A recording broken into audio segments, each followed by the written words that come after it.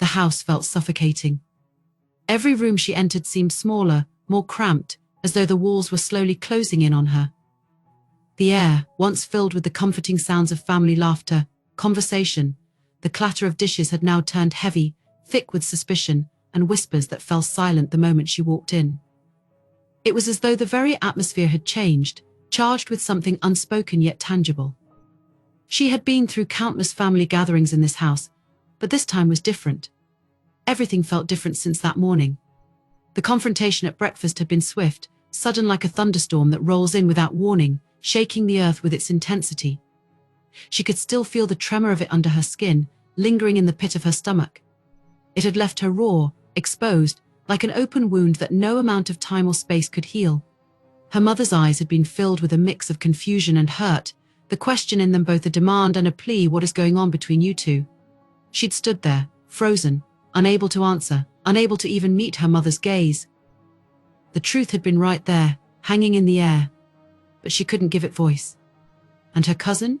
He had sat silently, his head down, his shoulders tense, as though the weight of it all was bearing down on him too. Since then, every moment in the house had become unbearable.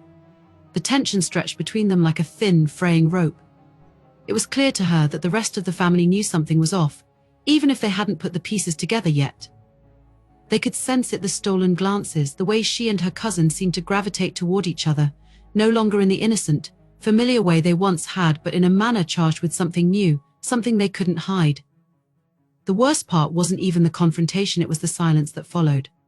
The way no one spoke of it afterward, like they were all afraid to poke at the truth for fear of what might spill out. It was as though the family had collectively decided to bury the incident beneath layers of polite conversation and superficial normalcy.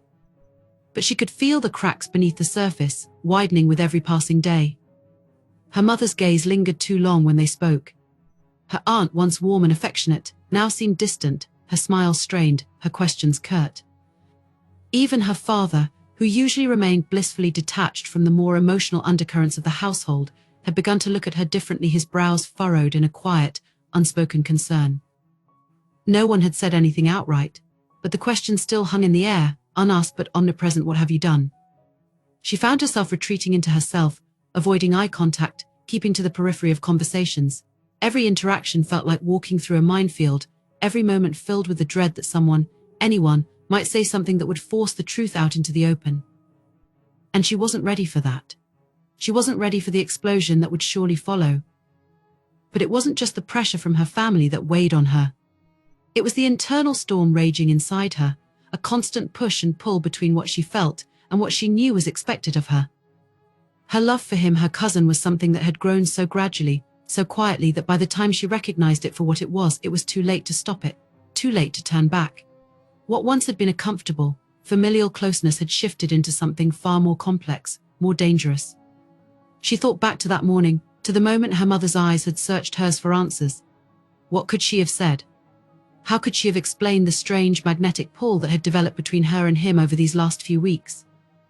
How could she make her mother understand that every time their hands brushed, every time their eyes met across a room, it felt like the world was tilting on its axis? How could she explain the way her heart seemed to beat faster whenever he was near, or the way her breath caught in her throat whenever he looked at her with that same intensity? But there were no words for any of it. There was no way to make it right, to make it understandable. And that knowledge, that painful, suffocating knowledge, crushed her more than anything else. They were bound by rules, by norms, by expectations that went back generations. Family was sacred. Family had rules.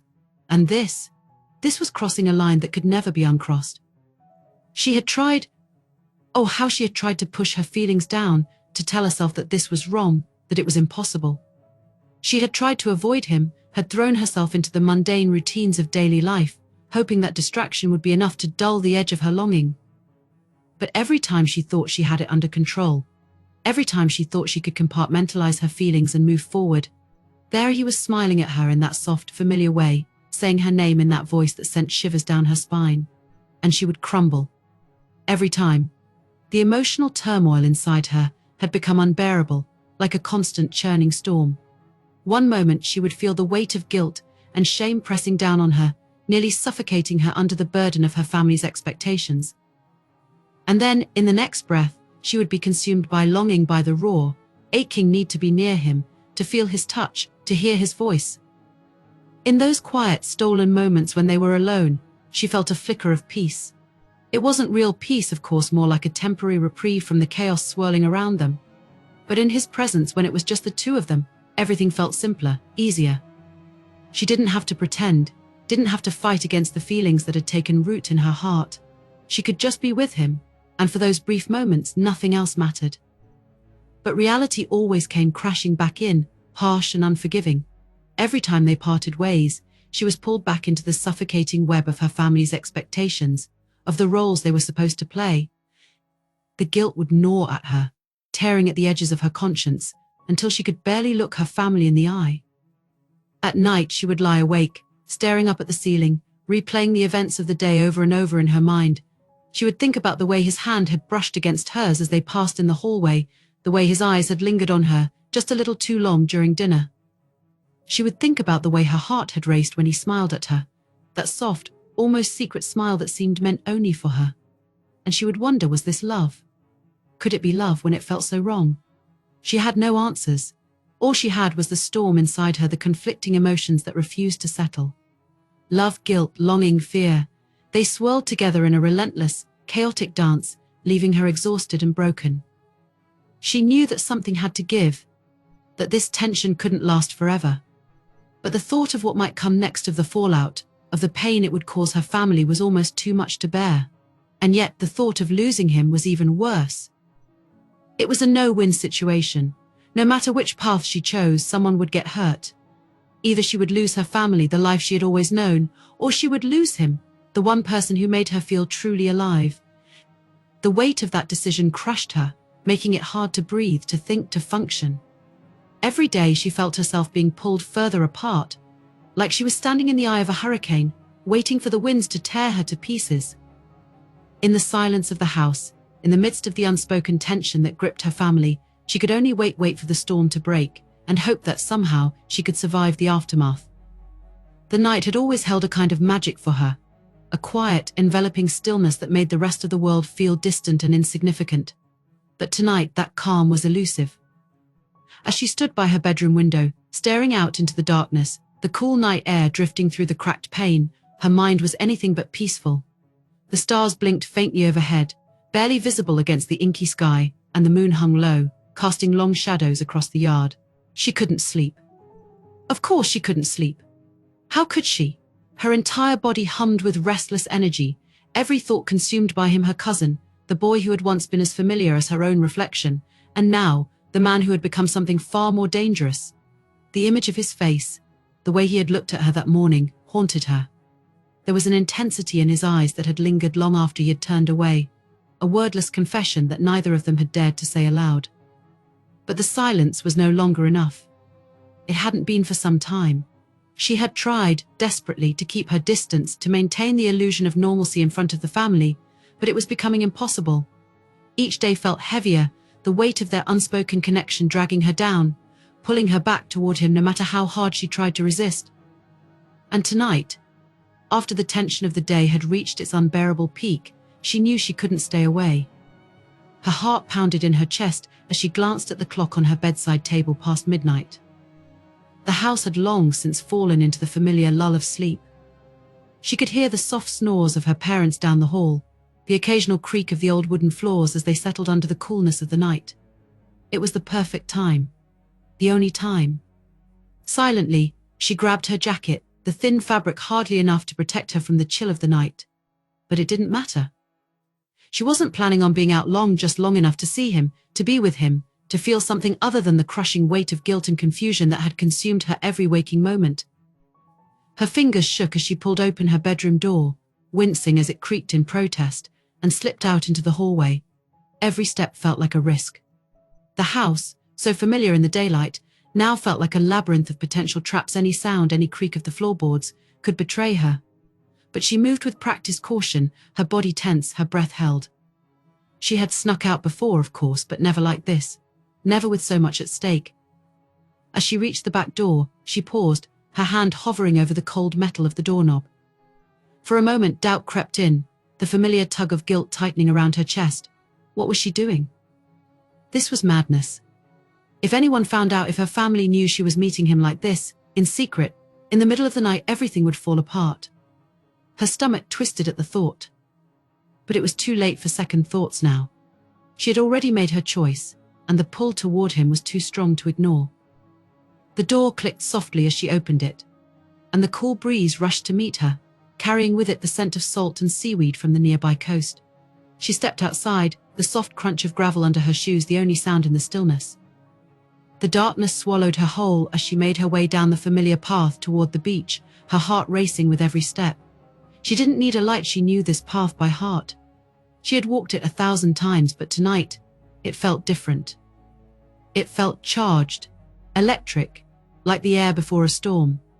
As she neared the beach, the sound of the waves crashing against the shore filled her ears, rhythmic and steady, a soothing backdrop to the chaos swirling inside her. And then she saw him.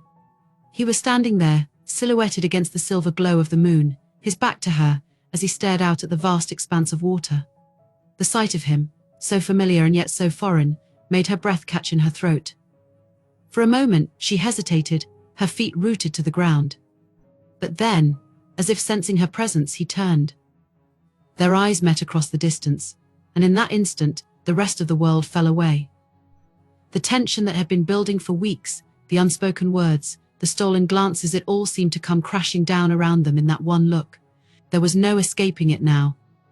She walked toward him slowly, her heart pounding in her chest so loudly she was sure he could hear it. The distance between them closed, and with every step the pull grew stronger, more undeniable. By the time she reached him, the space between them felt almost suffocating. They stood there in silence for what felt like an eternity, the sound of the waves filling the space where words should have been. She didn't know what to say, didn't even know if there were words for what she was feeling. But she didn't need to speak, he understood. He always had.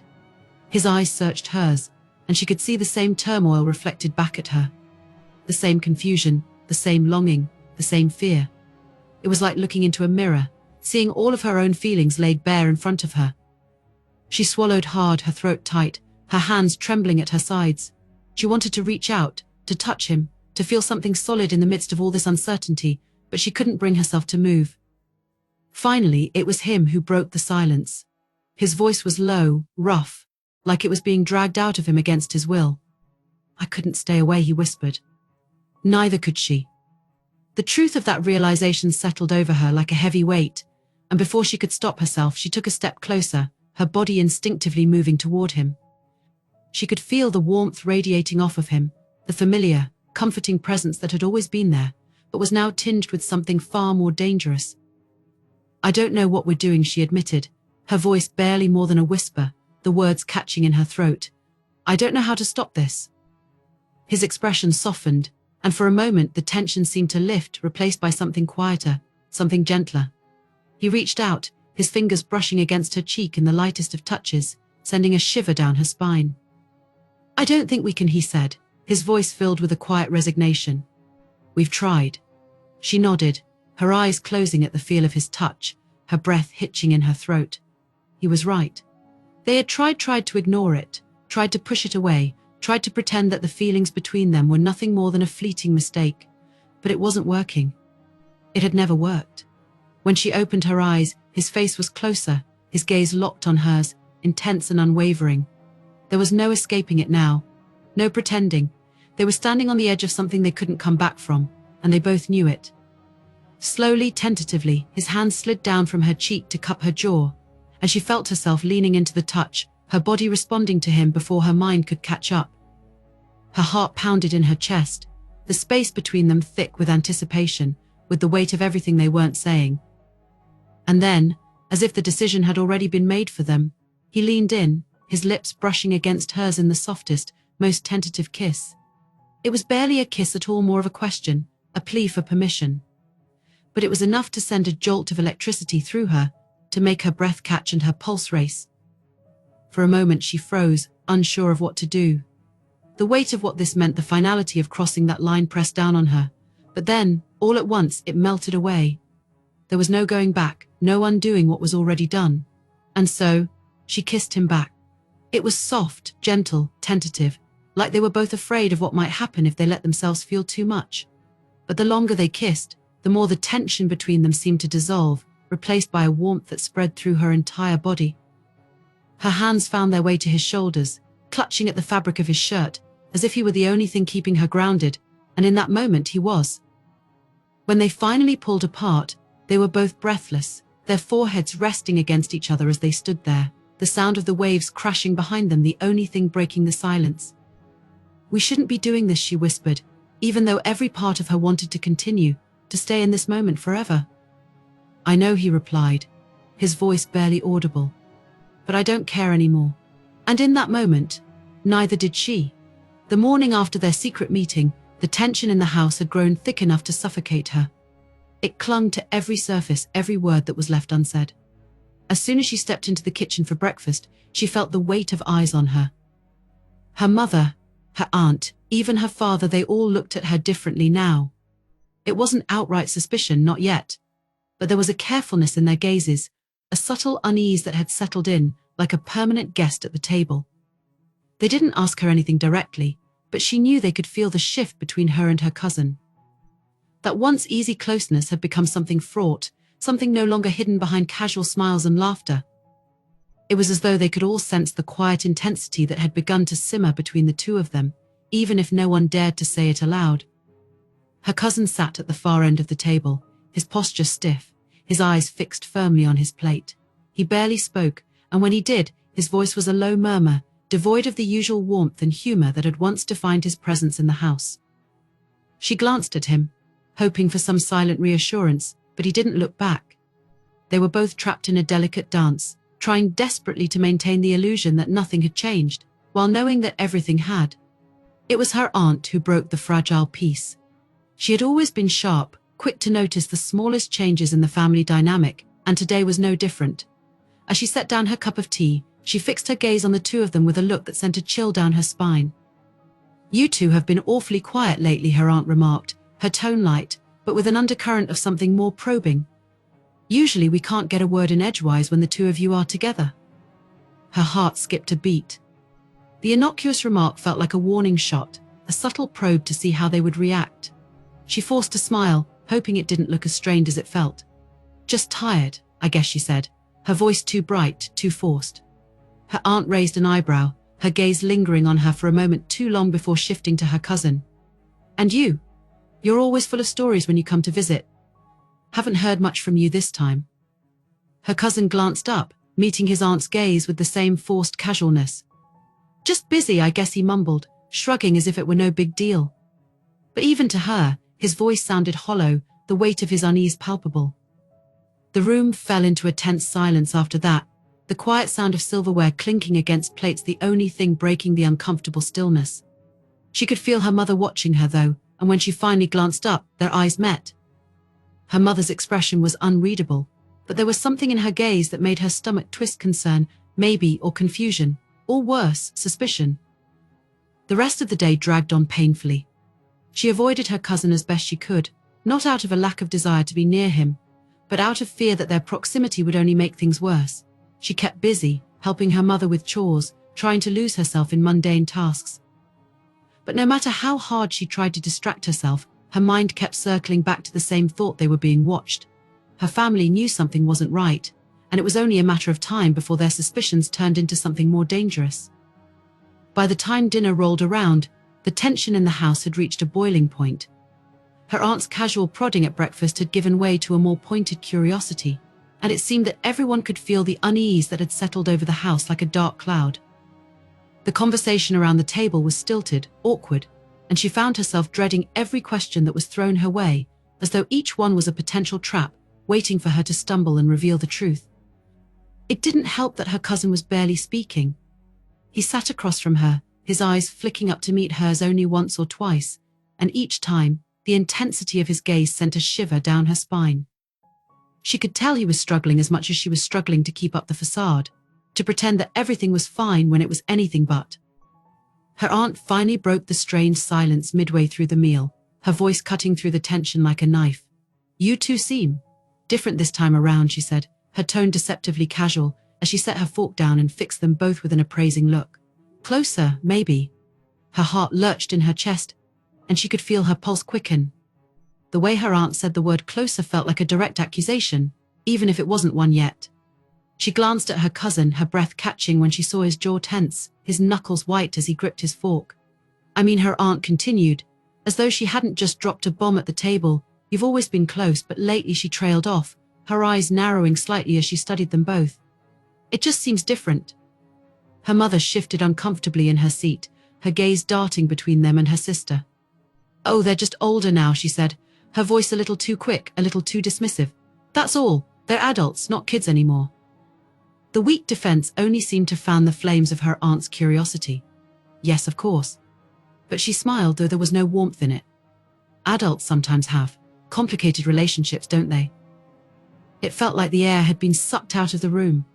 Every muscle in her body went rigid, and she could feel the heat creeping up the back of her neck. Her cousin was silent, staring down at his plate as if it held all the answers he needed. She, on the other hand, felt exposed, vulnerable, as though her aunt had peeled back all the layers she had tried so hard to build around herself. Her father, usually oblivious to the subtleties of family drama, glanced up from his meal, his brow furrowing as he sensed the shift in tone. What are you getting at? He asked, his voice gruff but tinged with confusion. Her aunt leaned back in her chair, her gaze still fixed on the two of them. I'm just saying, she said slowly, that I've noticed some changes between them. They're always off on their own, whispering, disappearing for hours at a time. She shrugged, though her eyes never left them. It just makes you wonder, doesn't it? There it was, the accusation, hanging in the air like a live wire, crackling with tension. The rest of the family fell silent, all eyes turning toward them. She felt the blood drain from her face, her heart pounding in her chest as she struggled to keep her composure. What could she say? What could either of them say that wouldn't confirm what everyone was already starting to suspect? Her cousin, finally, broke the silence. His voice was low, quiet, but there was an edge to it that made everyone pause. We're just close, he said, though even she could hear the strain in his voice. We've always been close. Her aunt raised an eyebrow, her smile thinning into something sharper, more dangerous. Of course, she said softly, but sometimes closeness can mean different things, can't it? The table was deathly silent. Her mother was staring at her now, her face pale, her eyes wide with something that looked dangerously close to fear. Her father was frowning, his fork suspended halfway to his mouth, as if he had forgotten what he was doing. Her breath felt shallow, her palms clammy as she clenched her hands under the table. She wanted to scream, to deny it, to make some excuse that would dispel the growing suspicion in the room, but the words wouldn't come. And in that silence, in the way her cousin's shoulders tensed and his jaw tightened, she knew that there was no hiding anymore, not really. The rest of the dinner passed in a tense, uncomfortable quiet, but the damage had been done. The subtle tension that had been simmering under the surface had now been brought into the open, and there was no turning back. The family knew something was wrong, something was off. And while they hadn't said it directly, hadn't accused them of the unthinkable, she knew that it was only a matter of time before those unspoken suspicions turned into accusations. The evening dragged on painfully after dinner, with the family scattering to their respective corners of the house, each person clearly lost in their own thoughts. She could feel the weight of their glances following her wherever she went, as though they were waiting for her to slip up, to confirm what they were too afraid to say. When she finally found a moment alone, hiding away in her room, her hands shook as she sat on the edge of her bed, her mind spinning. What were they going to do now? How could they possibly continue like this, with the entire family on the brink of discovering the truth? A soft knock on her door broke through her panicked thoughts, and her heart leapt into her throat. She didn't need to ask who it was, she knew. Her cousin stood in the doorway, his face pale, his eyes filled with the same fear and uncertainty she felt. He stepped inside, closing the door behind him with a quiet click. They know, he said, his voice barely above a whisper. She nodded, unable to find her voice. The reality of the situation was crashing down on her, the weight of their choices pressing in from all sides. They don't know everything, she managed to say, her voice trembling. But they're close, too close. He sat down next to her, his hands trembling slightly as he ran them through his hair. We can't keep this up, he said quietly, his voice filled with a quiet desperation. They're going to figure it out. She knew he was right. The family's suspicions were growing by the day. and it wouldn't be long before someone confronted them directly. And when that happened, there would be no hiding, no more pretending. The truth would come out, and their lives would be forever changed. But even as the fear and guilt gnawed at her, there was still the undeniable pull toward him, that part of her that couldn't imagine walking away, even if it meant risking everything. "We'll figure it out," she whispered, though she didn't believe the words herself. "We have to." But deep down, she knew that the storm was coming, and when it hit, there would be no escaping the wreckage.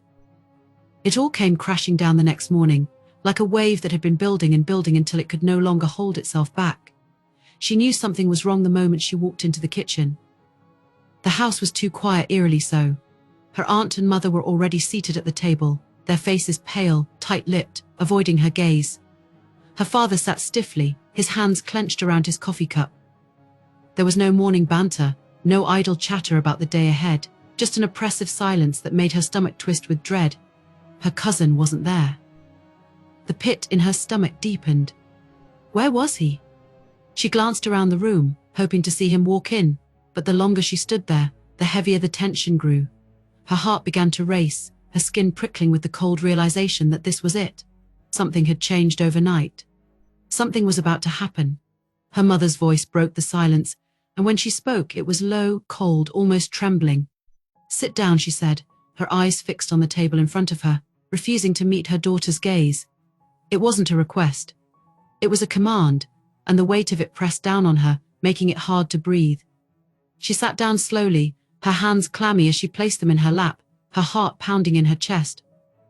The silence stretched on for what felt like an eternity before her aunt finally spoke. "We need to talk," her aunt began, her voice uncharacteristically harsh. "About what's been going on between you and him." Her chest tightened, a sickening knot forming in her stomach. This was it. The moment she had been dreading. The moment she knew would come eventually, no matter how hard she had tried to avoid it. Her mouth went dry, her pulse racing as she searched for something to say, some way to diffuse the situation. But no words came. Nothing she could say would make any of this better. "We've all noticed," her aunt continued, her tone sharp as a knife. "The way you two have been acting. You've been sneaking off together, avoiding the rest of the family. You've been different, both of you. We thought at first it was nothing, just you two being close. But it's not, is it?" Her voice caught in her throat as she tried to speak. "I don't know what you're talking about," she whispered, though the lie sounded hollow even to her own ears. Her aunt's eyes narrowed, her face tight with anger. "Don't lie to us. We've seen it. The looks, the whispers, the way you can't even be in the same room without acting like something's happening between you. You think we're blind?" Her mother, who had been silent until now, finally looked up, her eyes filled with a mixture of confusion and pain. "Is it true?" she asked, her voice trembling. "Is there something going on between you and him? Something more?" The shame hit her like a punch to the gut. She wanted to deny it, wanted to tell them they were wrong, that they were imagining things. But she couldn't. The truth was there, heavy and undeniable, choking the air out of the room. There was no way to escape it now. She glanced down at her hands, unable to meet their eyes. "It's not like that," she whispered, though the words felt weak, pathetic. "We didn't mean for it to happen." Her father, who had been silent this whole time, slammed his fist down on the table, making her jump. "Didn't mean for what to happen," he growled, his voice filled with anger and disbelief. "Your family. This isn't right. Do you even understand what you're saying?" Her heart pounded in her chest, her entire body trembling as the weight of their judgment crashed down on her. She could barely breathe, could barely think. All she wanted was to get out, to run, to hide from the shame and the guilt that was now suffocating her. "We didn't plan it," she said, her voice cracking. "It just happened. We tried to stop it. We know it's wrong, but we couldn't." Her mother let out a shaky breath, her eyes filling with tears. "How could you let this happen?" she whispered, her voice breaking. "How could you do this to us, to our family?" She wanted to say something, anything to make her mother understand. But the words were stuck in her throat. There was nothing she could say that would make this better. Nothing that could erase the hurt and disappointment etched into her mother's face. The room felt like it was closing in on her, the walls pressing in, making it harder and harder to breathe. Her father stood abruptly, his face red with anger. "You're going to end this," he said, his voice hard and final. "Right now." Whatever this is between you and him, it stops. Do you understand me? You're going to forget about this madness, and act like it never happened." Tears burned at the back of her eyes, but she forced them down, nodding silently. She didn't trust herself to speak, didn't trust herself to say anything that wouldn't make things worse. "Where is he?" her father demanded, his eyes flashing with anger. Her aunt shook her head. "He's out walking," she said quietly. "We haven't spoken to him yet. We wanted to hear it from her first." Her father's jaw clenched. "Good. Because when he gets back, we're going to make it very clear that this, whatever this is over, permanently." The finality of his words hit her like a blow to the chest. It felt like the air had been sucked out of the room, leaving her hollow, breathless. She wanted to scream, to protest, to tell them that they didn't understand, that they couldn't just end this as if it was something simple, something they could turn off with a snap of their fingers. But the fear, the shame, the guilt, they held her tongue. Her mother stood up, her face pale, her eyes red-rimmed with tears. "I don't know what's going to happen next," she said quietly, her voice thick with emotion. "But you've hurt this family in a way I never thought possible." With that, she turned and walked out of the room, her footsteps heavy, leaving her daughter sitting there, alone in the suffocating silence. Her aunt followed, her expression unreadable, and soon it was just her and her father, the tension in the room so thick she could barely move. He stood there for a long moment, his hands clenched into fists, before finally shaking his head and walking out, leaving her alone with her shame. As the door closed behind him, she felt the tears finally spill over, hot and heavy on her cheeks. The fallout had begun, and there was no turning back. The day after the confrontation was unbearable. The silence in the house was so thick it felt like she was moving through fog, each step heavy with the weight of what had happened. The family wasn't speaking to her, not in the usual way at least. Her mother had retreated into herself, spending most of her time in her room, avoiding eye contact whenever they crossed paths. Her father hadn't said a word to her since that awful moment at breakfast. The tension was suffocating, pressing down on her from all sides, making it hard to breathe, hard to think.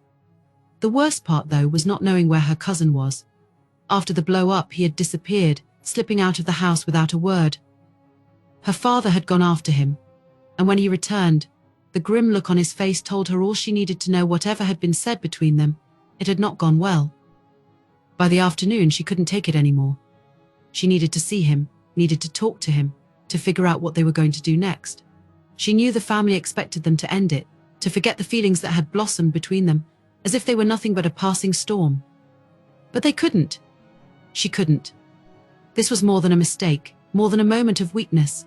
What they had was real, and even if the world saw it as something wrong, she knew it was too powerful to simply ignore. As the sun began to set, casting a soft orange glow over the house, she slipped out the back door, her heart pounding in her chest. She had no plan, no clear idea of what she was going to say, but she knew she needed to find him. They needed to talk, to figure out how they were going to face this together. The beach was where she found him. He was sitting alone on the rocks, staring out at the waves as they crashed against the shore, his silhouette dark against the fading light. Her heart ached at the sight of him, hunched over, shoulders slumped with the weight of everything that had happened.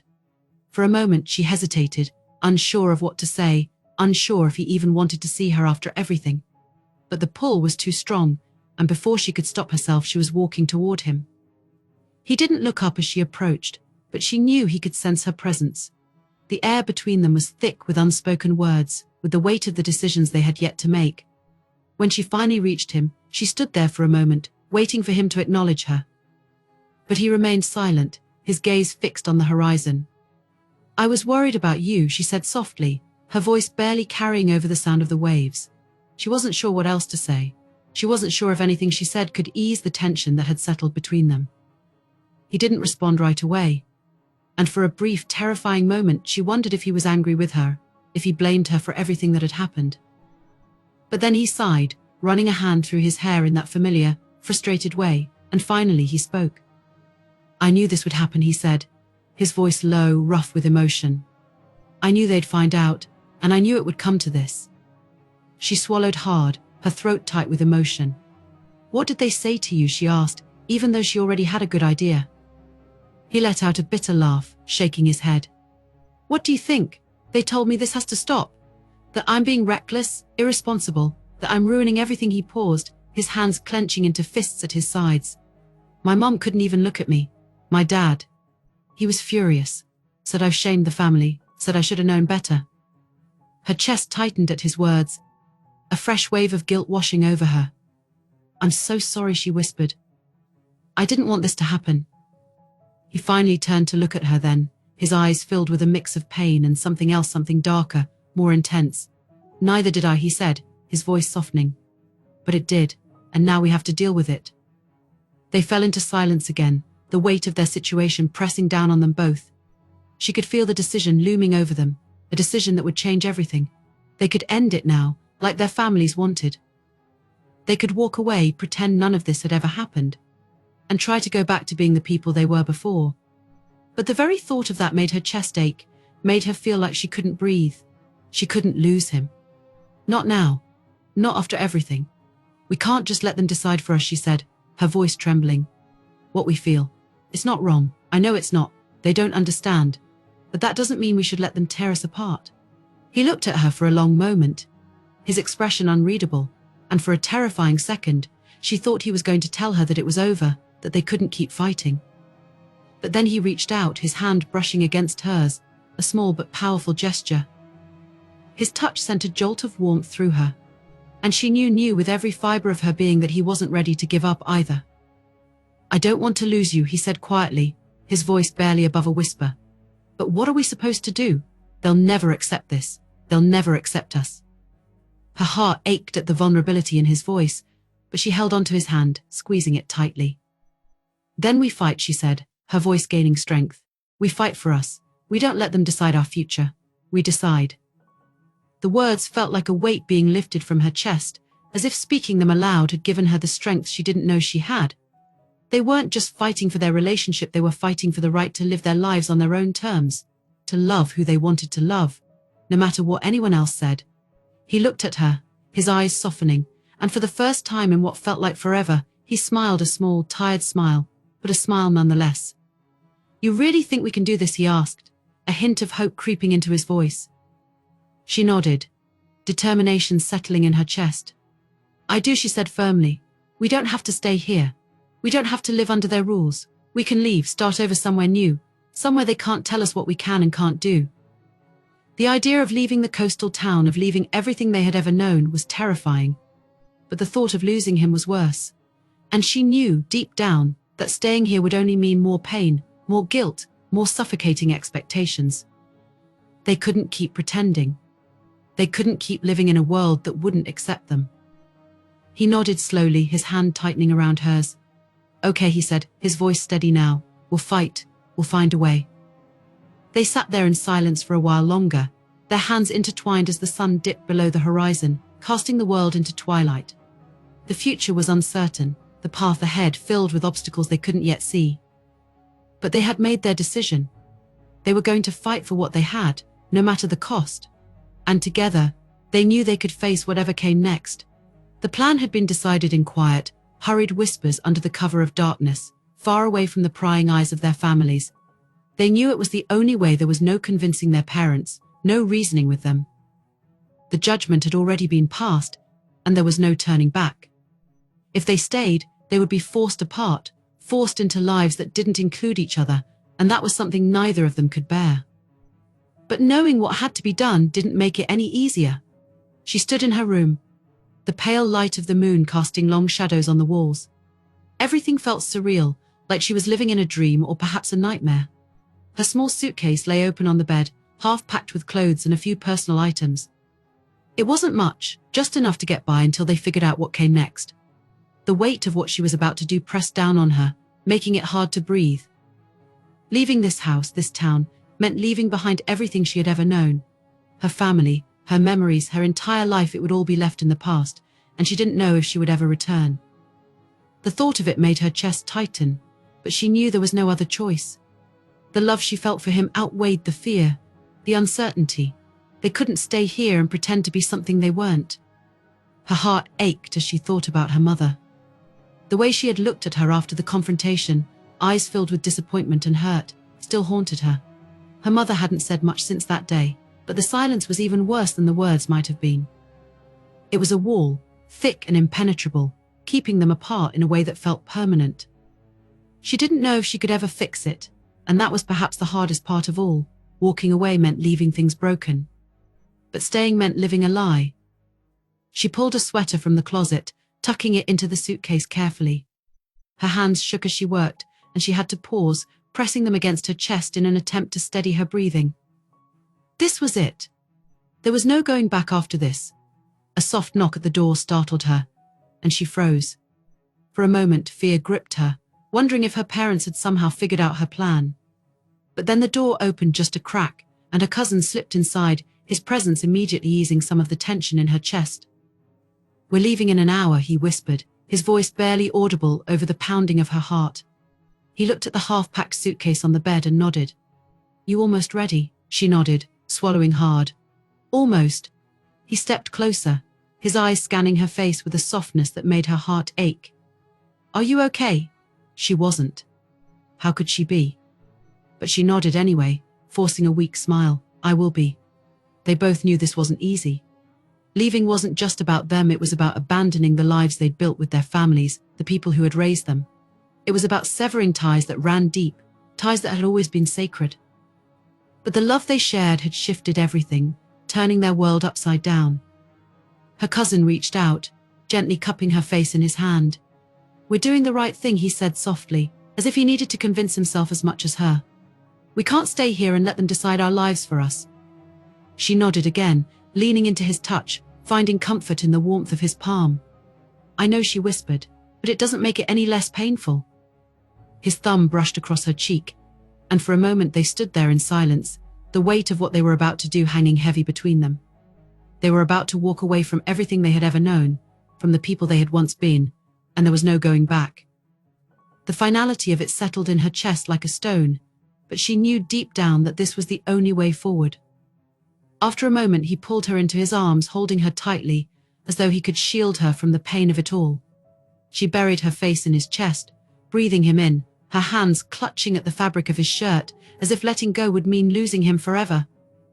"We'll be okay," he whispered into her hair, his voice steady, even as she could feel his heart racing beneath her cheek.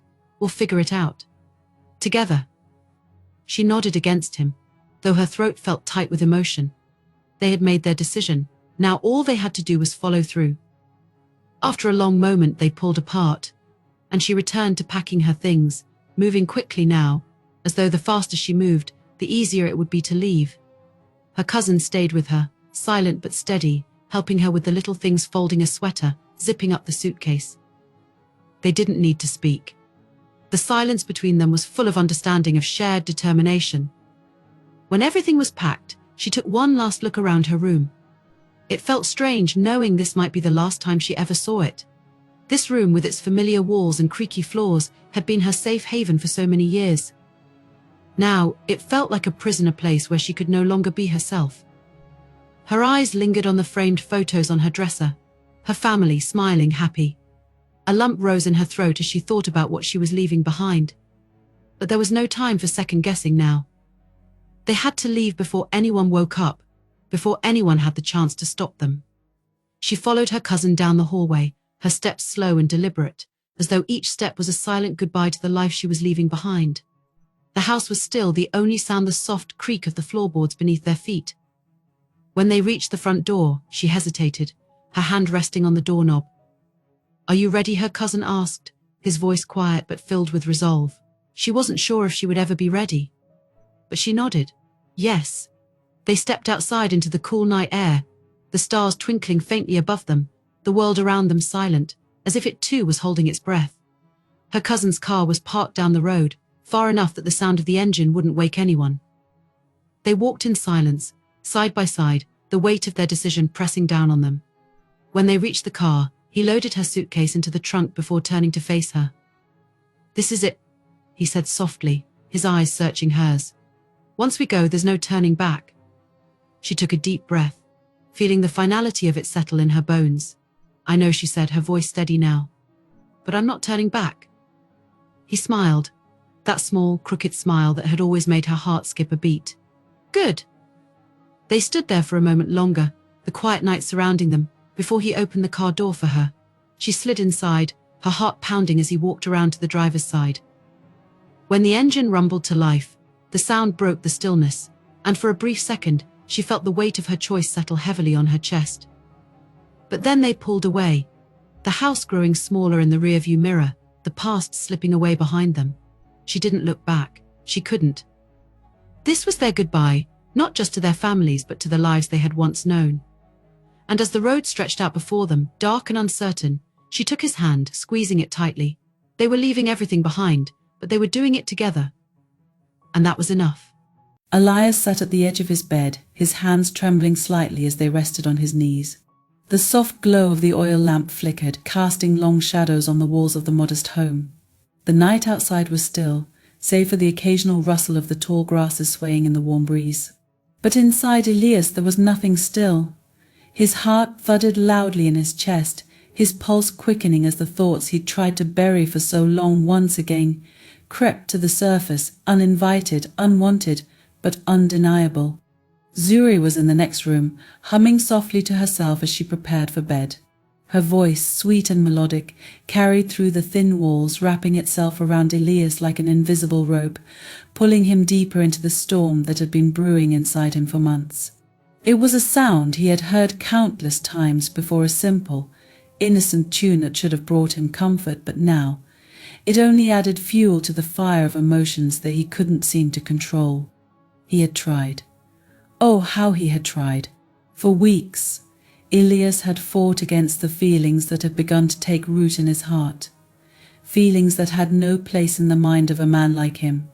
A man who had lived his entire life by a strict code of honor, integrity, and morality. He had always been the elder, the wise man, the one who guided others with a steady hand and a clear mind. But now that clarity was gone, replaced by a fog of desire that clouded his every thought, every decision. Zuri's presence had become both a blessing and a curse. She moved through the house with the grace of a woman who was completely unaware of the effect she had on him. Her laughter, once a source of joy for Elias, now made his heart ache in ways he couldn't explain. Her simple gestures, the way she braided her long hair, the way her fingers danced across the pages of the books she read in the afternoons, these were the moments that tormented him the most. He would catch himself staring at her, his eyes lingering on the curve of her neck, the softness of her skin, and then the guilt would crash over him like a wave, leaving him breathless and ashamed. Tonight was no different. As Zuri's humming continued, Elias felt his resolve slipping, his self-control eroding with every note that passed her lips. He clenched his fists, trying to steady himself, trying to banish the thoughts that swirled in his mind. But it was no use. The tension between them had reached a point where it was impossible to ignore. It was like a living thing, growing larger and more oppressive with each passing day, suffocating him, making it hard to breathe. He could still remember the moment it had all started to change. Zuri had been by the river washing clothes, her hands working methodically in the water. The sunlight had filtered through the trees, casting a golden glow over her as she worked, and for a brief moment Elias had forgotten himself. He had watched her, his eyes tracing the lines of her body, his mind filled with thoughts that he had no right to entertain. It had been a fleeting moment, but it was enough. From that day on, everything had been different. Now, as he sat in the dim light of the lamp, Elias knew that he was standing at the edge of a precipice. He could feel it, the weight of his desire pulling him closer to the brink. All it would take was one step, one moment of weakness, and everything he had built, his reputation, his honor, his relationship with Zuri, would come crashing down. He had always prided himself on his discipline, on his ability to control his emotions, but now that discipline was slipping through his fingers like sand. Zuri's humming stopped, and the sudden silence that followed was deafening. Elias's breath caught in his throat as he listened, waiting for the sound of her footsteps, for any sign that she was coming toward him. But there was nothing. Only the soft rustle of the wind outside and the pounding of his own heart in his ears. He stood up, his movements slow and deliberate, as though he were moving through water. His body felt heavy, weighed down by the burden of the choices he had yet to make. The door to Zuri's room was slightly ajar, a thin sliver of light spilling into the hallway.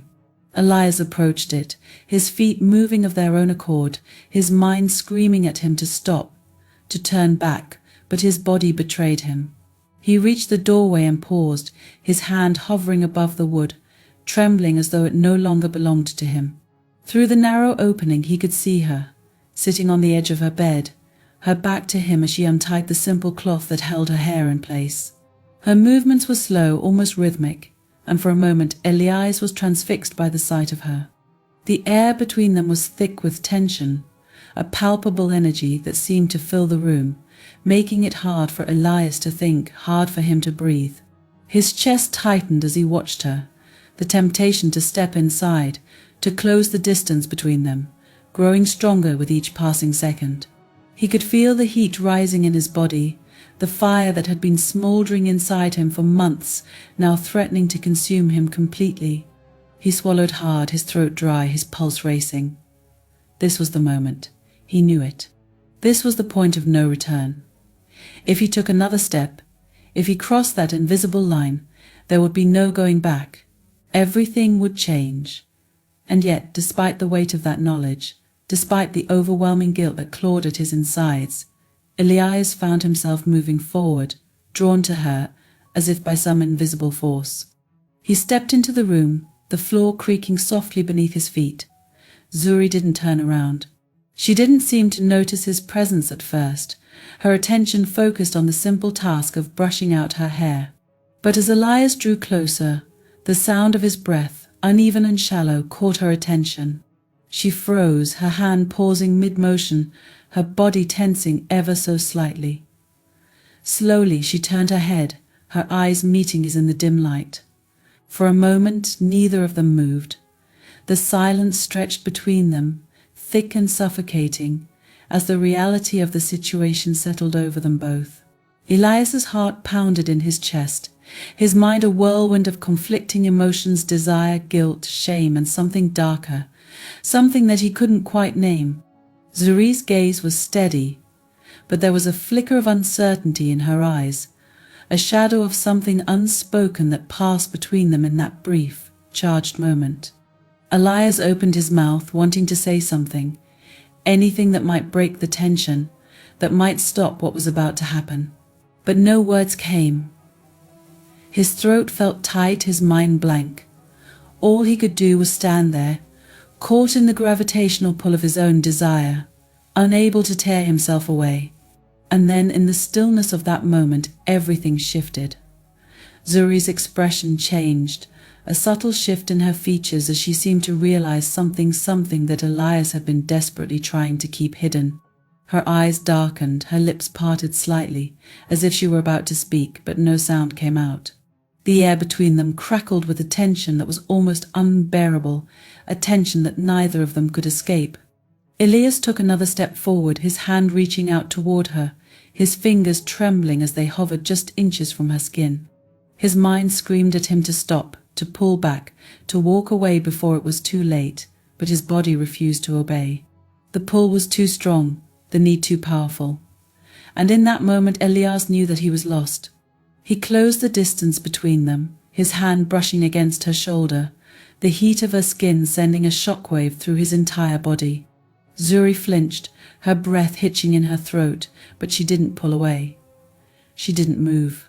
They stood there, frozen in place, the weight of their unspoken desires pressing down on them both, until finally the dam broke. In that instant, everything Elias had fought to suppress came crashing down around him. The guilt, the shame, the fear, they were all swallowed up by the overwhelming tide of his desire, a desire that had been festering inside him for far too long. And as his hand slid down her arm, as his body moved closer to hers, he knew that there was no turning back now. The line had been crossed. The tension that had been simmering between them for months had finally reached its peak, and there was no escaping the consequences of what had just begun. The night stretched on in a thick, suffocating silence. Zuri lay on her bed, her body rigid, her eyes fixed on the ceiling, though she couldn't truly see it.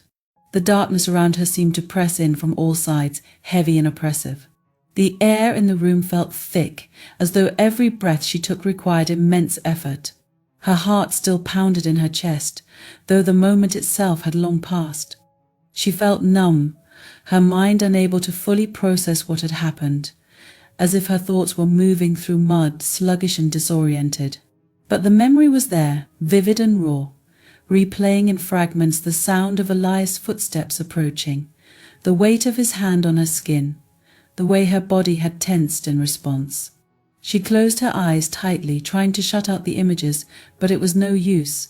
They were seared into her mind, inescapable. For a long time she simply lay there, her body motionless, her breathing shallow.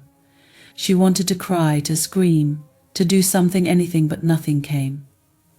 The tears, the anger, the shock, it was all trapped inside her, locked away behind a wall that she couldn't break through. She felt as though she were drifting, disconnected from her own body, from her own emotions. The numbness was a mercy, she realized, because if she allowed herself to truly feel, to confront what had just happened, she wasn't sure she could survive it. Elias had always been her protector, her guide, her mentor, her father figure.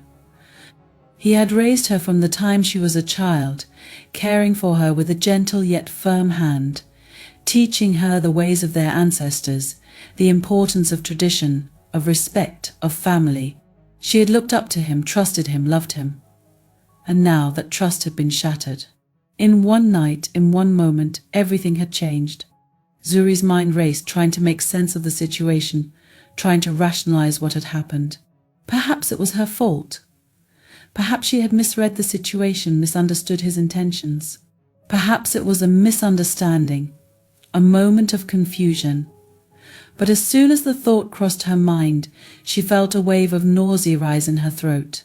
She knew deep down that there was no misunderstanding. Elias had crossed a line, and there was no going back. Her body trembled as the weight of that realization settled over her. The numbness began to fade, replaced by a cold, gnawing fear that coiled tightly in her chest. What was she supposed to do now? How could she face him, live under the same roof as him, after what he had done? She had no one else. Elias was her only family, the only person who had ever truly been there for her. And now the man she had trusted more than anyone in the world had betrayed her in the worst possible way. She sat up slowly, her movements stiff and mechanical, as though her body no longer belonged to her. The room was quiet, the only sound the faint rustle of the wind outside. The village was asleep, unaware of the storm brewing inside her. Zuri hugged her knees to her chest, her mind still reeling from the shock. It didn't feel real. It couldn't be real. This had to be some kind of nightmare, something she would wake up from, her heart pounding but relieved to find that none of it had truly happened. But the weight in her chest told her otherwise. It was real, all of it, and she had to face it. For a moment, Zuri considered leaving. She could slip out of the house, disappear into the night, find somewhere else to turn to. But where would she go? The village was small, and everyone knew everyone. If she left, if she ran, they would ask questions. She couldn't bear the thought of explaining what had happened, of seeing the looks of pity or disbelief on their faces. And where would she even go? She had no family beyond Elias, no place to run to, no one she could confide in. The isolation of that truth hit her like a blow to the chest. Her body ached, not from any physical pain, but from the emotional toll of what had happened. Every muscle felt tense, her skin prickling with the sensation of Elias's touch still lingering on her.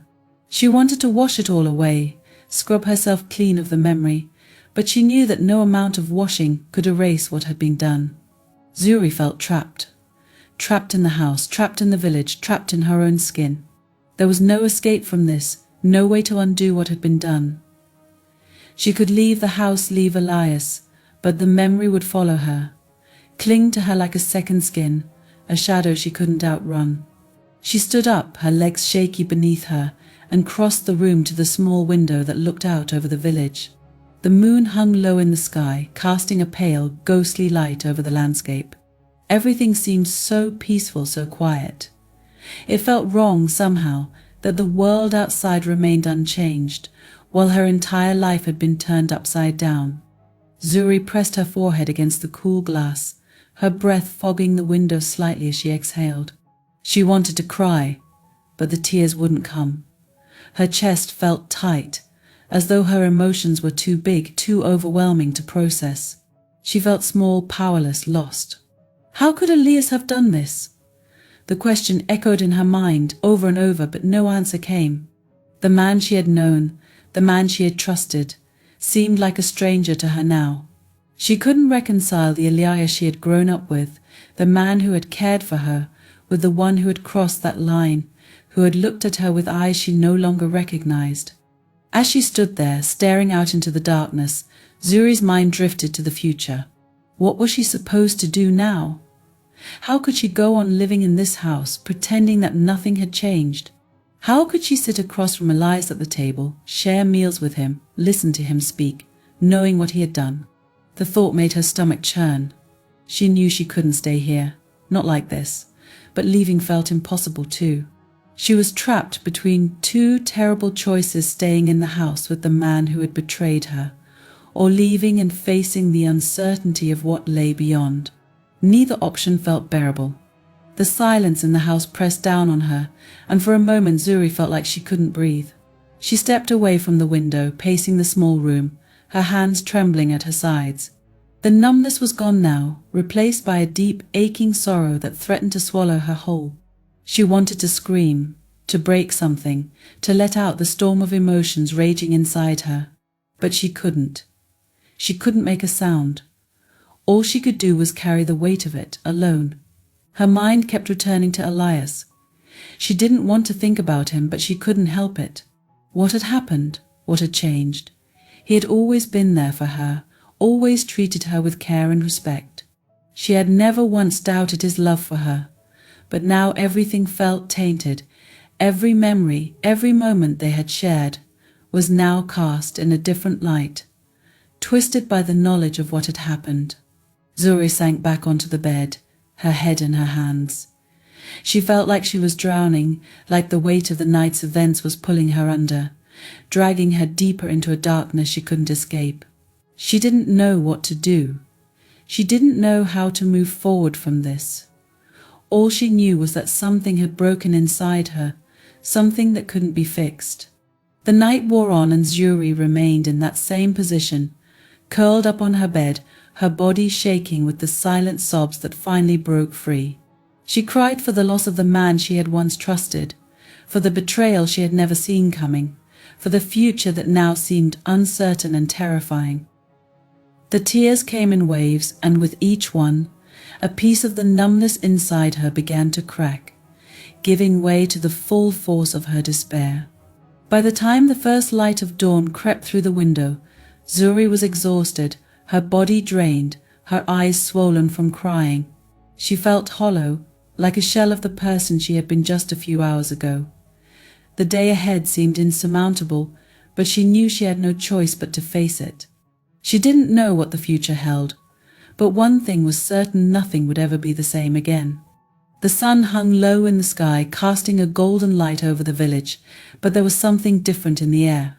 The usual bustle of daily life, the sound of children playing, the murmur of conversations, the soft clatter of pots and pans continued as always, but beneath it all, a strange undercurrent had begun to flow.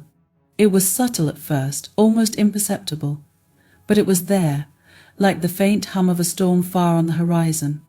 Elias moved through the village like a ghost, his body going through the motions of the day, but his mind was elsewhere. His steps were slower now, his shoulders more hunched, as if the weight of his own thoughts was dragging him down. He no longer paused to greet people as he once did, no longer exchanged pleasantries, or offered the gentle advice for which he had long been respected. The air around him felt heavy, thick with something unspoken, something that gnawed at the edges of his consciousness, refusing to let go. The villagers noticed. How could they not? Elias had always been a presence in their lives, a figure of stability and wisdom. They had looked to him for guidance, trusted his judgment, respected his strength, but now he seemed distant, withdrawn. His once steady gaze now flickered with something else, something dark and troubled that no one could quite put their finger on. It started with a few sideways glances, a few whispered comments exchanged in passing. "He's not himself," someone would murmur as Elias shuffled by, his eyes downcast, his expression unreadable. "Something's changed," another would reply, their voice hushed, as if afraid to speak too loudly in case they gave voice to something they didn't fully understand. The conversations were brief, cautious, as if the villagers weren't quite sure what they were sensing, but they knew something was wrong. Zuri, too, had changed. The vibrant, joyful young woman who had once moved through the village with a lightness in her step now seemed weighed down by an invisible burden. She no longer laughed as freely, no longer lingered in the marketplace to chat with the other women. Her presence, once so full of life, now carried a heaviness that couldn't be ignored. Her eyes, once bright and curious, were clouded with something that looked like fear, though she never spoke of it. The villagers noticed this as well. Zuri had always been beloved, raised by Elias after the tragic loss of her parents. She had grown up in the heart of the community, her beauty and grace admired by all. But now, there was a distance between her and the others, a wall that had not been there before. She no longer met their eyes when they spoke to her, and her responses, once full of warmth, were now short, almost curt. Something had shifted, and though no one knew what it was, the unease it caused spread like wildfire.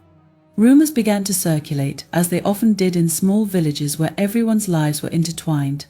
At first they were little more than idle speculation, whispered between friends over the sound of grinding grain, or while washing clothes by the river. "She's been acting strange," one woman would say, her brow furrowed with concern. "It's like she's afraid of something." "But what?" Another would shrug, shaking her head. "Maybe it's just the pressure. She's nearly grown now, and she'll need to find a husband soon. Maybe it's that." But the explanations didn't sit well with most. There was something more to Zuri's behavior, something deeper and more troubling. And then there was Elias. The old man, once so sure and steady, now moved through the village as if he were a shadow of his former self. His visits to the marketplace had grown infrequent, and when he did appear he barely spoke, his eyes darting nervously, as if avoiding something, someone. It was unsettling, and the villagers couldn't shake the feeling that something was terribly wrong. The whispers grew louder. "There's something going on in that house," one of the elders murmured one day as he sat in the shade, watching Elias pass by without acknowledging him. The other men around him nodded in agreement, their faces grim. "I've noticed it too," another said, his voice low. "He's not the same. And the girl Zuri, she's changed as well. Something's happened, though I can't say what." They didn't know what to make of it, didn't know how to approach it. Elias had been a pillar of the community for so long, and Zuri was like a daughter to them all. But now, a shadow had fallen over the two of them, and it wasn't something the villagers could ignore. One afternoon, as Zuri walked through the market, her head down, her movements hurried, she felt the weight of their stares on her. The usual greetings were absent, the friendly smiles replaced with furrowed brows and whispered conversations just out of earshot. She felt their eyes on her, felt the suspicion in their gazes, though no one said anything directly. It made her skin crawl, made her wish she could disappear into the earth and never have to face them again. As she passed one of the older women, a longtime friend of her late mother, she heard the woman mutter something under her breath, something that sounded like "poor girl." Zuri's heart clenched in her chest, and she quickened her pace, her breath coming in shallow, panicked bursts. She knew what they were thinking. She knew that they suspected something, even if they didn't know the truth, and the weight of that knowledge pressed down on her, suffocating her. Elias, too, could feel the shift in the air. When he ventured into the village, he could sense the way the others avoided his gaze, the way conversation stopped as he approached. It was as though he were carrying an invisible taint, something that repelled them, though they couldn't see it. And perhaps they didn't even understand it, but they felt it, just as he did. The tension between him and Zuri had become a palpable thing, an invisible presence that lingered around them, affecting everything, even their place in the village. He tried to carry on as though nothing had changed, tried to perform his duties as an elder, offering advice and guidance when called upon. But the calls were fewer now, and the trust that had once been so strong between him and the villagers seemed to have eroded. They no longer sought him out as they once had, no longer invited him to the small gatherings and discussions that had been part of his daily life. It was as though a curtain had been drawn between him and the rest of the world, and he was left standing on the other side, isolated and alone. The village felt it too. The atmosphere had shifted, though no one could say exactly why. There was a sense of something hanging over them, something unsaid, something dangerous. They began to avoid Elias and Zuri, not out of malice, but out of fear of what they didn't understand, fear of the darkness that seemed to have settled around the two of them. A few of the younger men had noticed how Zuri's demeanor had changed. She no longer met their eyes as she used to, no longer smiled or lingered in conversation. Some of them had admired her from afar, hoping one day to ask for her hand, but now there was something about her that made them hesitate. She seemed untouchable, distant, as though she were carrying a burden too heavy to share. And that burden, though invisible, was enough to keep them at bay. It was a strange kind of exile, one that neither Zuri nor Elias had asked for, but one that had enveloped them nonetheless. The village continued to function as it always had, the rhythms of life unchanged, but there was an undeniable distance, now a gap that had opened between them and the rest of the community. No one confronted them directly. No one asked the questions that hung in the air, unspoken but present in every glance, every whispered conversation. The village wasn't one for direct confrontation, and so they waited, watching from the shadows, hoping that in time the truth would reveal itself. And it would. The silence between Elias and Zuri, the growing distance, the heaviness that surrounded their once warm what was all too much to bear. Something was going to break. The villagers felt it, though they couldn't say how or when. But the tension that had settled over the village, the storm that had been building in the distance, was drawing closer. They could sense it in the way the air seemed thicker, in the way the usual chatter of the marketplace felt quieter, more subdued. Something was coming, and when it arrived it would change everything. For now they watched and they waited. The days had grown unbearable, thick with the silence that pressed down on Zuri like the oppressive heat of the midday sun. Inside the house the air was stale, heavy with the weight of everything that had been left unsaid. Elias moved around her like a shadow, always present, but never close enough to touch, never close enough to address the unspoken horror that hung between them. His presence, once a comfort, now felt suffocating. Each breath Zuri took felt shallow, as though the walls were closing in on her. She couldn't sleep. Every night was the same long hours spent staring at the ceiling, her body tense, her mind replaying the moment, over and over again. The feel of his hands on her, the weight of his gaze, the way the air between them had shifted from safety to danger in an instant.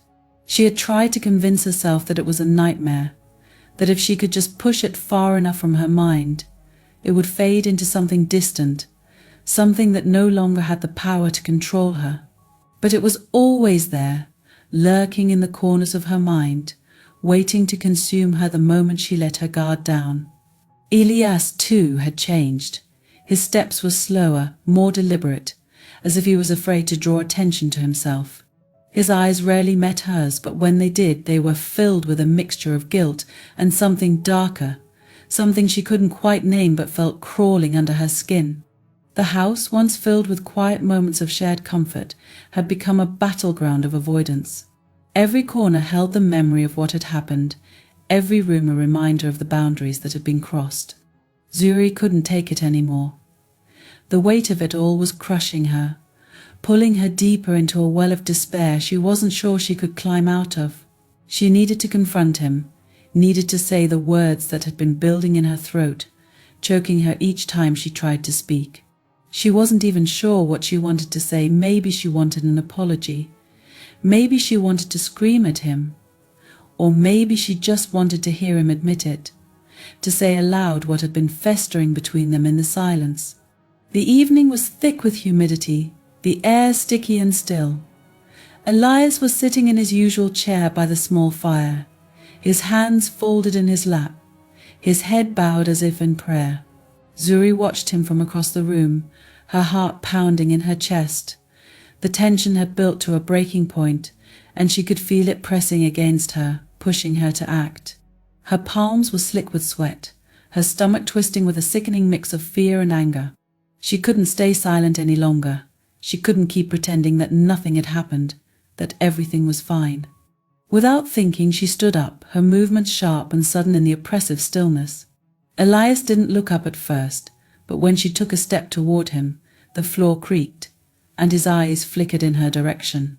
There was something in his expression that made her pause for a moment, something hollow and defeated, but the anger inside her flared, pushing her forward. She took another step, her breath coming in shallow bursts, her chest tight. The words she had been holding back for days finally broke free, spilling out in a torrent, though her voice was barely more than a whisper. Why? The single word hung in the air between them, heavy and loaded with everything she couldn't say. Elias flinched, his body tensing as if bracing for impact. He didn't answer, didn't move, and that only made the anger inside her grow. She took another step, her hands trembling at her sides, her heart hammering in her chest. Elias raised his head slightly, his eyes meeting hers for the first time in days. There was no defense in his gaze, no denial, just the weight of his own shame, as if he had been waiting for this moment, knowing it was inevitable. But the silence stretched on, unbearable and thick, suffocating them both. Zuri's hands clenched into fists, her nails digging into her palms. She wanted to scream at him, to demand answers, but the words stuck in her throat, tangled up with the flood of emotions she couldn't control. The room felt smaller, the walls closing in, the fire crackling quietly in the background like a ticking clock, counting down the seconds until everything collapsed. Elias shifted in his chair, his movements slow and deliberate, as though he were carrying the weight of the world on his shoulders. He didn't say anything, but his silence was an answer in itself. It told her everything she already knew, that he had crossed a line, that he was drowning in his own guilt, but that nothing he could say would change what had happened. The confrontation wasn't loud or violent. It wasn't filled with accusations or confessions. It was quiet, a devastating kind of quiet, where the weight of their shared history pressed down on them, suffocating them both. Zuri stood there, her body trembling, waiting for something, an apology, an explanation, anything that could make sense of the chaos inside her. But there was nothing. Finally, she turned away, her chest tight with the weight of unshed tears. There was no closure here, no resolution, just the unbearable truth that everything had changed and there was no going back. As she walked away, the sound of her footsteps seemed too loud in the stillness, echoing through the small house that had once been her home, but now felt like a prison. Behind her, Elias remained where he was, motionless and silent, the flickering fire casting long shadows on the walls. The confrontation had passed, but the tension between them remained, thicker than ever, an unspoken truth that neither of them could escape. The house had become unbearable, the walls suffocating, pressing down on Zuri from every side. Every corner, every object, every familiar smell now seemed tainted, corrupted by the memory of what had happened. There was no peace here, no refuge. The silence that filled the rooms was thick with guilt, shame, and the constant reminder of the boundaries that had been shattered. Zuri could no longer look at Elias without feeling her skin crawl, without her stomach twisting in knots. The weight of it all was crushing her, and she knew she couldn't stay any longer. It was just before dawn when she made her decision. The sky was still a deep, inky blue, the stars fading as the first light of morning crept over the horizon. The village was quiet, still asleep, oblivious to the storm that raged inside her. Zuri had been awake for hours, lying in her small bed, staring at the ceiling, her heart pounding in her chest. She had thought about this moment for days, but fear had kept her rooted in place, paralyzed by uncertainty. Where would she go? What would she do? How could she leave the only life she had ever known? But now, lying in the stillness of the house, listening to the faint creaks and groans of the wooden walls, she realized that staying was no longer an option. The silence between her and Elias had become unbearable. The air was thick with everything unspoken, everything unresolved. She had tried to avoid him, tried to pretend that things might go back to how they once were, but she knew deep down that it was impossible. The man who had raised her, protected her, loved her, he no longer existed. In his place was a broken shell, a shadow of the man she had once trusted with her life. Without making a sound, Zuri rose from her bed. Her movements were slow, deliberate, as if any sudden noise might shatter the fragile resolve she had gathered. She dressed quickly in the darkness, pulling on her simple clothes with hands that trembled slightly. The air in the room was cool, the floor cold beneath her bare feet, but she barely noticed. Her mind was already racing ahead, thinking of the path she would take, the places she might go, the people who might help her. She moved silently through the house, her footsteps light as she passed the door to Elias's room. She could hear his slow, steady breathing from the other side, and for a moment she hesitated. Part of her wanted to stop, to confront him one last time, to make him understand the depth of the damage he had caused. But she knew it wouldn't change anything. Whatever had broken between them couldn't be repaired, and no words could undo what had been done. She kept walking. The door to the house creaked softly as she pushed it open, the cool air of the early morning washing over her face. Zuri stepped outside, her heart racing in her chest. The village lay quiet and still before her, the faint outlines of huts and trees barely visible in the pale light of dawn. She stood there for a moment, breathing in the fresh air, feeling the weight of her decision settle over her. This was it, there was no turning back now. She didn't look back as she walked down the path that led away from the house, her steps quick and purposeful. The familiar road that wound through the village and out toward the fields felt different now, as if the ground itself had shifted beneath her feet. Every step she took felt like she was walking further away from everything she had ever known, but also closer to something new, something she wasn't sure she was ready for, but something she knew she needed: freedom. As the first rays of sunlight began to peek over the horizon, Zuri quickened her pace, her breath coming in shallow bursts. Her heart pounded in her chest, not just from the physical exertion but from the sheer terror of what lay ahead. She didn't know where she was going, didn't know what the future held. All she knew was that she couldn't stay. Not with Elias, not in that house, not in the shadow of what had happened. Back in the house, Elias awoke to the faint sound of the door closing. For a moment he lay in the dim light, his mind sluggish, as if trying to piece together what was happening. Slowly, realization dawned on him, and he sat up, his heart sinking. The silence in the house was different now, more profound, more final. He knew, without needing to check, that Zuri was gone. The panic hit him like a wave, sudden and overwhelming. He stumbled out of bed, his hands shaking as he fumbled to open the door to her room. It was empty. The bed neatly made, the small belongings she kept by her bedside gone. His chest tightened, and for a moment he couldn't breathe. The full weight of his actions, of the consequences he had been trying to avoid, crashed over him, suffocating him. Zuri was gone. Elias stood there, his body trembling, his mind racing in 1,000 directions. He couldn't believe it, couldn't accept it. Zuri had been his everything, his light, his reason for carrying on after the tragedy that had befallen their family. And now, because of his own weakness, because of the terrible thing he had done, she had left him. The realization struck him with a force that left him reeling. He staggered back to his chair by the fire, collapsing into it with a heaviness that made his bones ache. His head fell into his hands, and for the first time in years, Elias wept. The tears came in thick, choking sobs, the weight of his guilt and shame too much to bear. He had destroyed the one thing that had given his life meaning. He had lost her, and with her he had lost himself. The house, once filled with warmth and life, now felt like a tomb.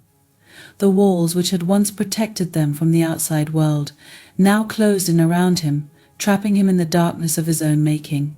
The silence that filled the air was unbearable, a constant reminder of everything that had been lost, everything that could never be undone.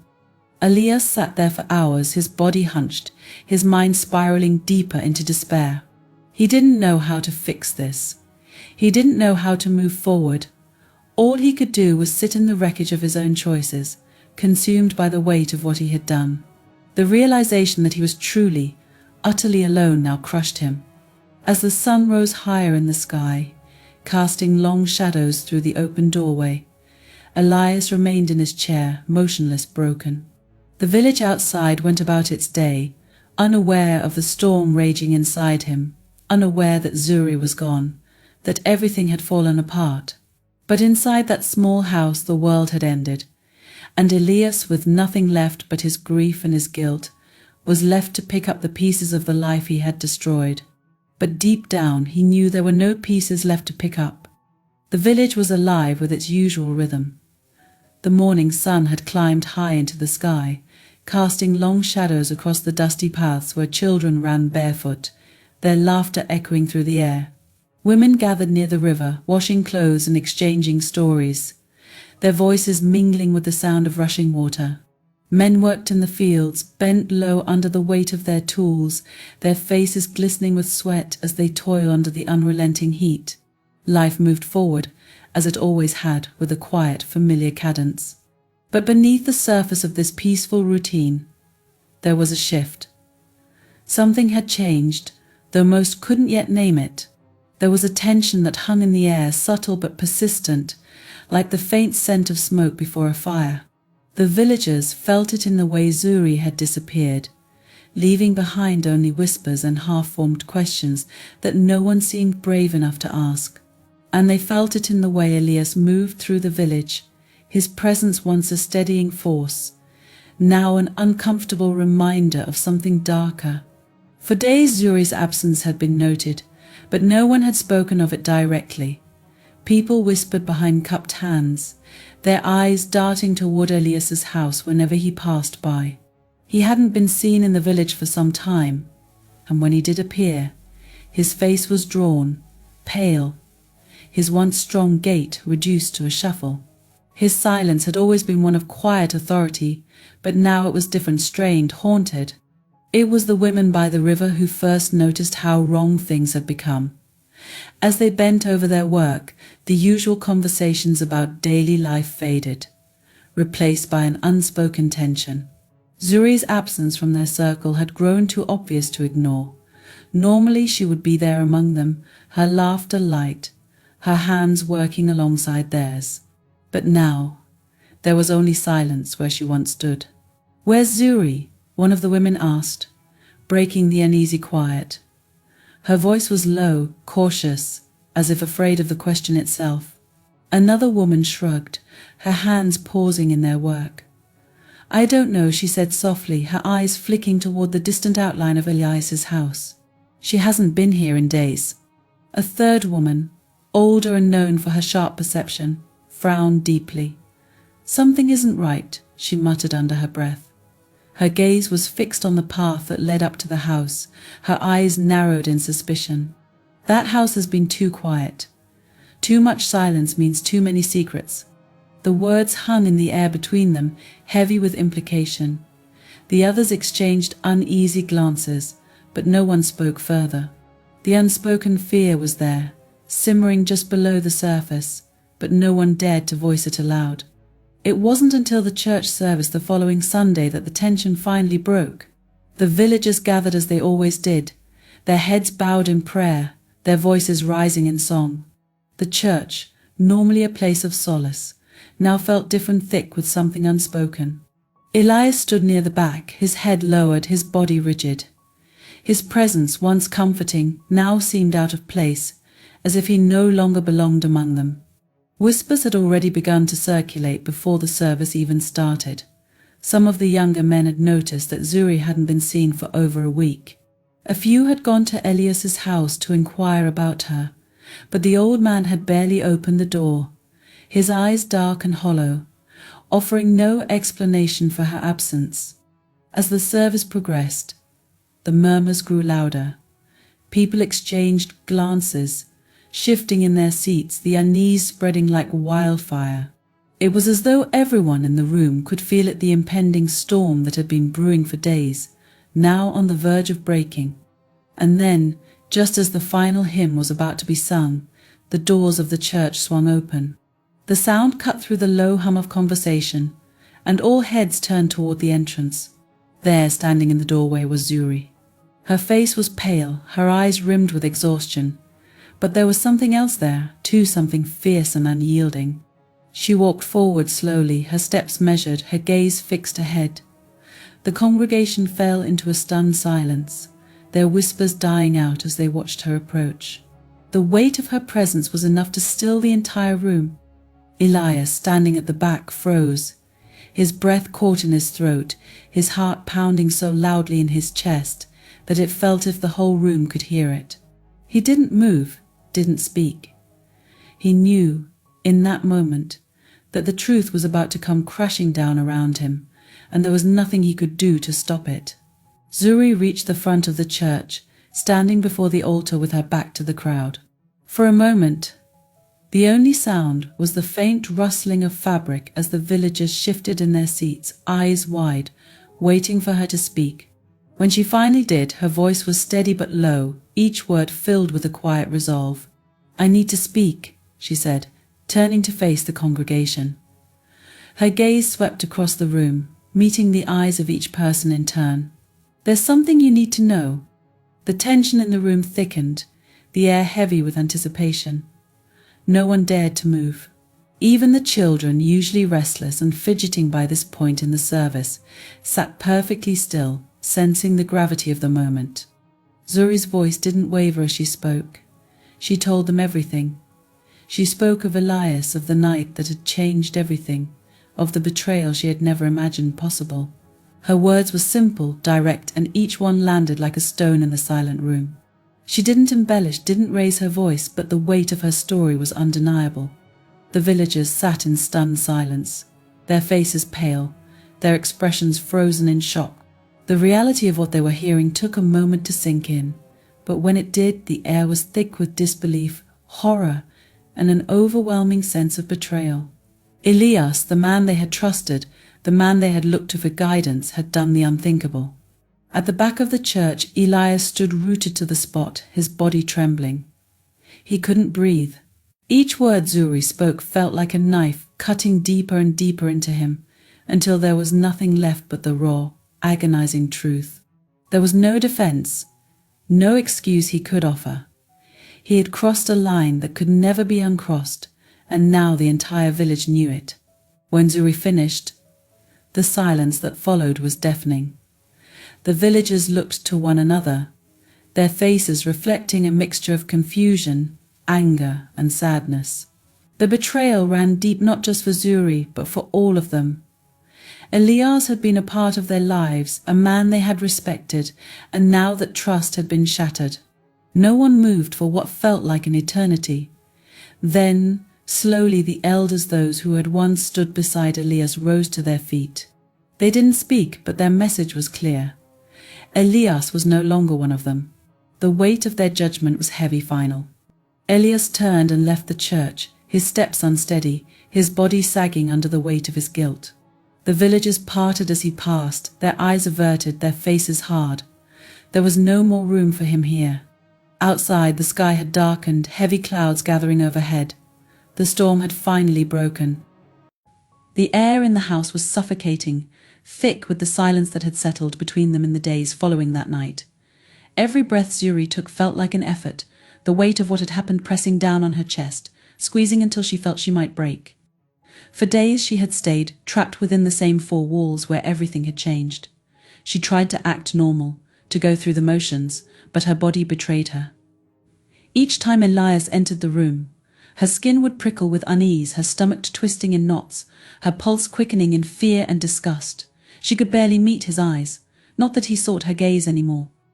He kept his distance too, their interactions reduced to fleeting, wordless exchanges, both of them existing in a fragile truce of avoidance. But the air grew heavier with each passing hour, the silence more unbearable, until Zuri knew she couldn't stay. She couldn't live in this prison of unspoken truths, where the walls themselves seemed to watch her, reminding her of everything that had been shattered. She wasn't safe here, not from Elias, and not from the growing storm of emotions inside her. She needed to leave. She needed to escape, to breathe air that wasn't tainted by the memory of what he had done, what they had become. The decision had been growing inside her for days, creeping up on her in the long, sleepless hours of the night. She had lain awake, staring at the ceiling, the darkened room pressing in on her. The blankets felt too heavy, the mattress too firm, and no matter how she shifted, there was no comfort. Her body refused to relax, every muscle tense, braced for something, though she didn't know what. She listened to Elias's slow, steady breathing from the other room, and wondered how he could sleep so soundly while her world crumbled around her. Did he feel the weight of it too? Or had he simply locked it away, deep inside, where guilt couldn't touch him? That night had broken something inside her, something vital, something she wasn't sure could ever be repaired.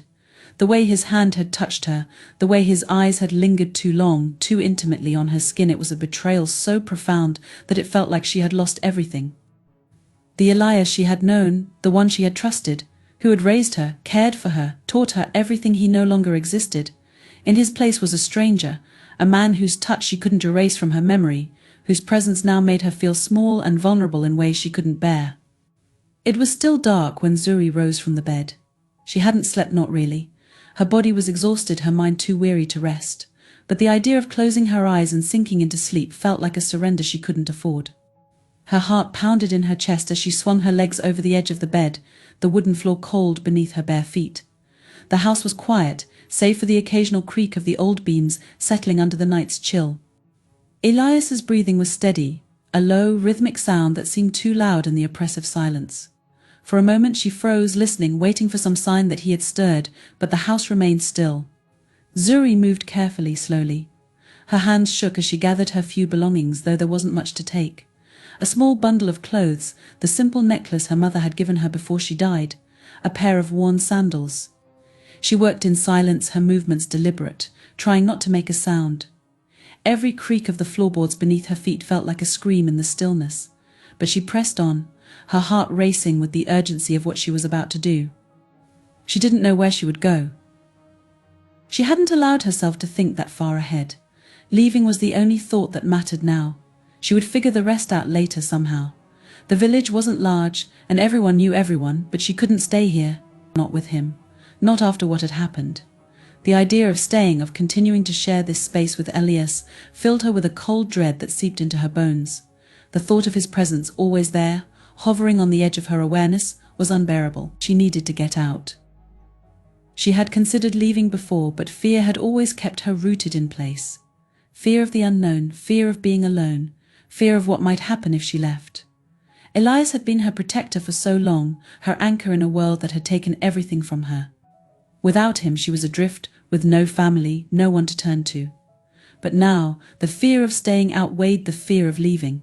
She would rather face the uncertainty of the world outside than the certainty of his presence in the house. The door to the house was old, its hinges rusted and prone to creaking, but Zuri had learned how to move it quietly. She had done it many times before, sneaking out to the fields as a child to avoid punishment for staying out too late, or slipping away to the river when she needed time alone. Tonight, though, it felt different. The weight of this departure was heavier, more final. She wasn't sneaking away for a few hours of peace, she was leaving for good. She pulled the door open slowly, the wood cool and smooth under her fingertips. The faintest creak echoed in the stillness, and she held her breath, waiting, listening. Elias's breathing remained steady, uninterrupted. The night air rushed in, cool and fresh against her skin, a stark contrast to the suffocating atmosphere of the house. Zuri stepped outside, her heart hammering in her chest.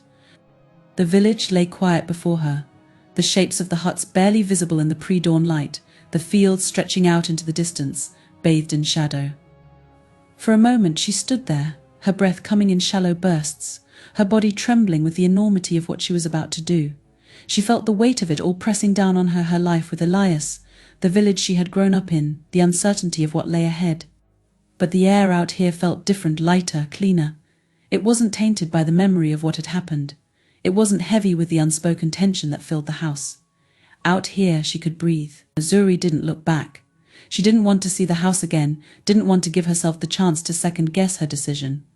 If she looked back, if she hesitated for even a moment, the fear might overtake her, and she couldn't afford that. She needed to leave, to put as much distance between herself and Elias as possible.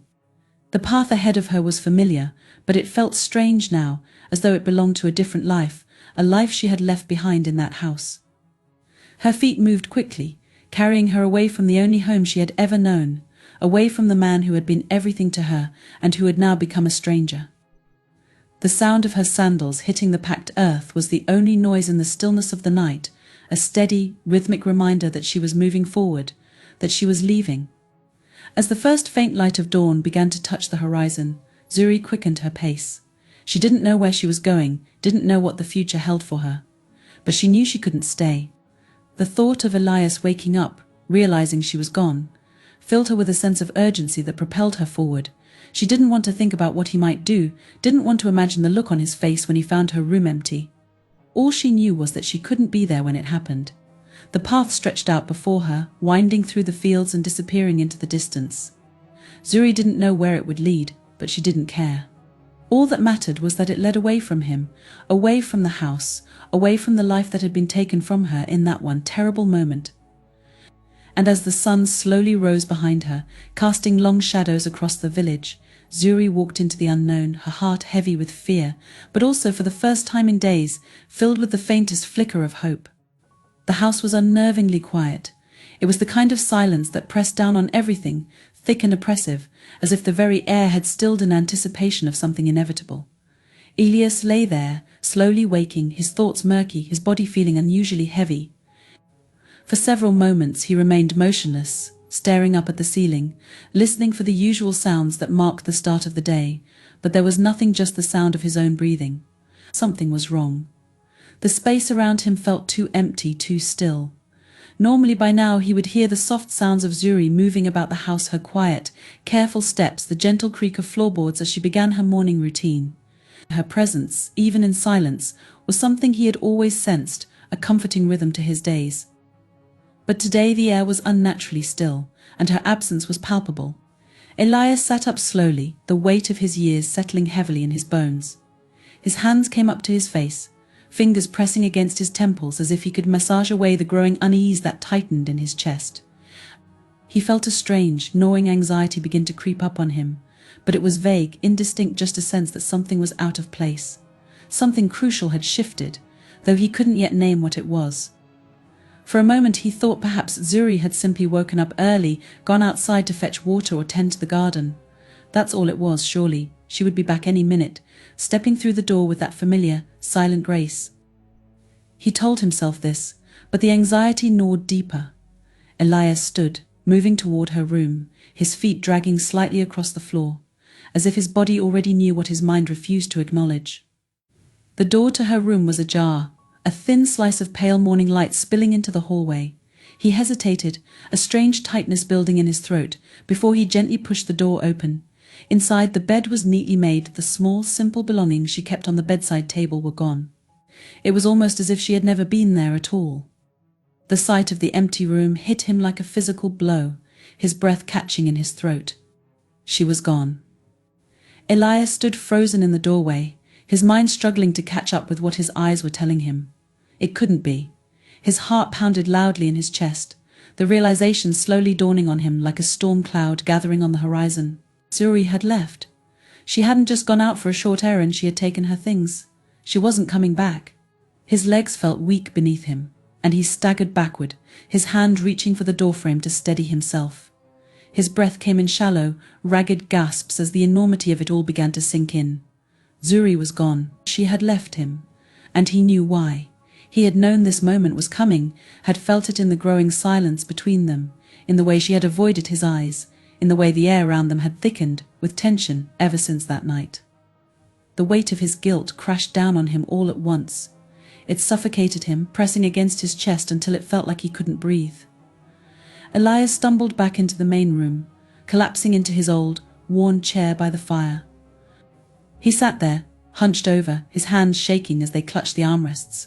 His mind raced, a chaotic storm of thoughts and emotions swirling together, but the loudest, most crushing thought was this: it was his fault. For years, Elias had been the one constant in Zuri's life, the protector, the mentor, the father figure. She had trusted him completely, and he had destroyed that trust in one reckless, unforgivable moment. The memory of it burned in his mind, replaying over and over again the way he had crossed that line, the way his hand had lingered too long, the way he had betrayed everything he had once stood for. He could still see the look in her eyes from that night, the shock and confusion, the hurt that she had tried to hide but couldn't. He had shattered something inside her, something precious and irreplaceable, and now he was left to face the wreckage alone. The silence in the house felt heavier now, oppressive, a living thing that pressed down on him from all sides. The walls felt like they were closing in, trapping him in this hell of his own making. Zuri was gone, and with her she had taken the last piece of hope that had kept him going. Elias sat there, his head in his hands, his body trembling as the full weight of his actions settled over him. He had always prided himself on his self-control, on his ability to lead others, to live by a code of honor and integrity. But now all of that felt like a lie, a hollow shell that had crumbled under the force of his own weakness. He had lost her, and there was no going back. Elias's thoughts spiraled deeper into despair, his mind racing as he tried to make sense of what had happened.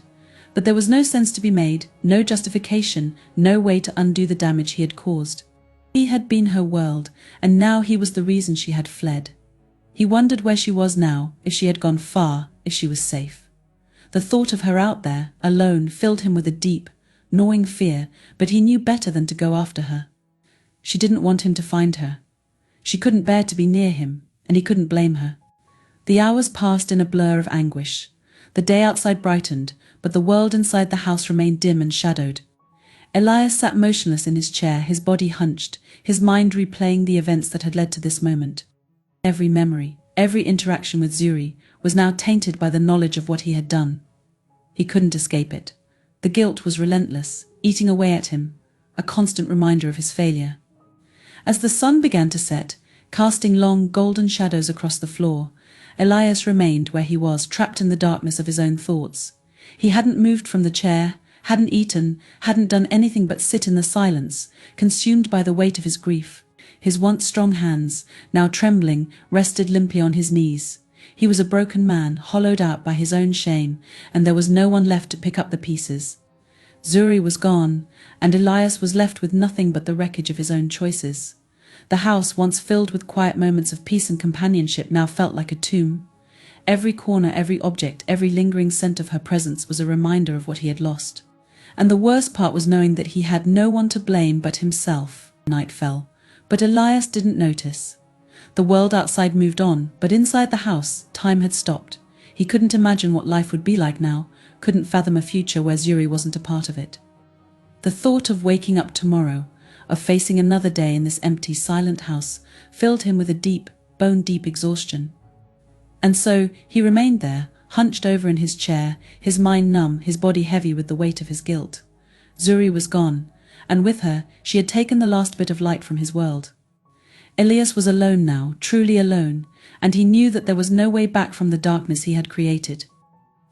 The village was always quiet in the early hours of the morning, a kind of tranquility that seemed to stretch across the fields, the homes and the small paths that connected them. Birds would begin their tentative songs just as the first light of dawn touched the tops of the trees, and a soft mist would hang low over the grass, clinging to the earth until the sun rose high enough to burn it away. The village thrived on these peaceful routines.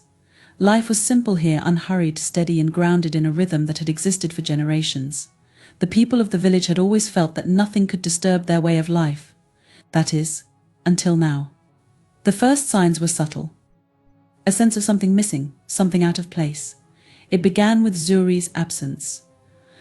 She had always been a fixture of village life, whether she was chatting with the other women by the river as they washed clothes, or smiling as she walked through the market, her graceful presence a familiar comfort to everyone who knew her.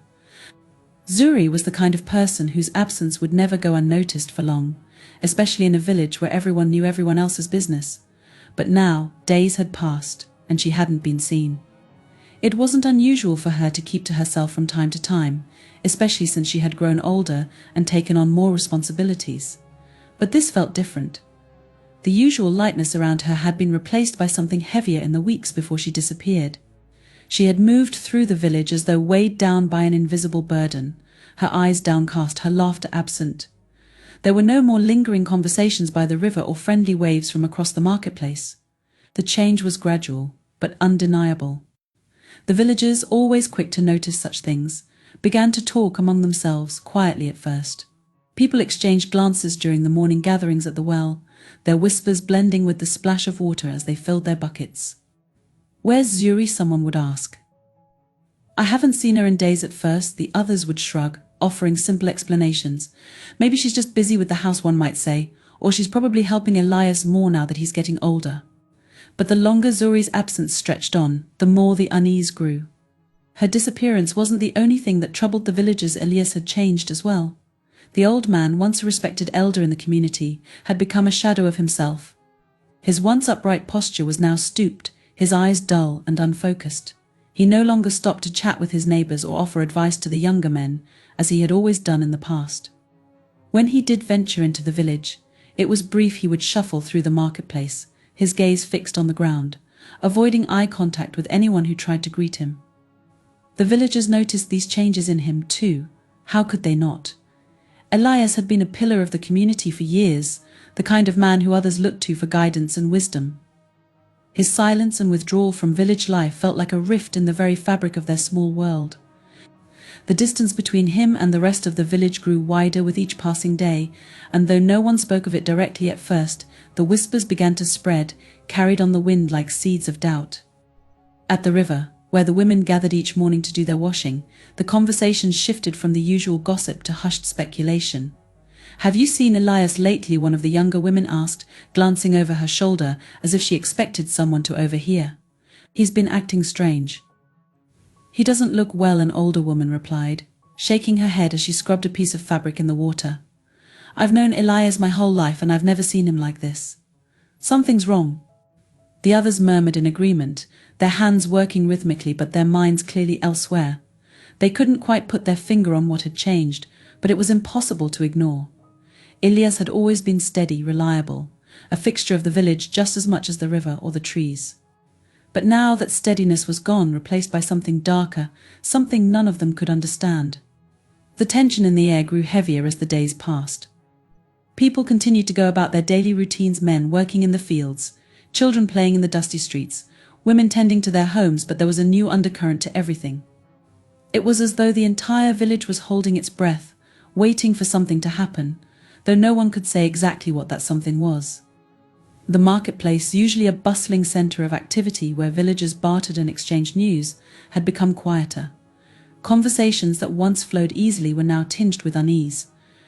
When Elias did appear, people would lower their voices, their words barely more than murmurs as they watched him pass.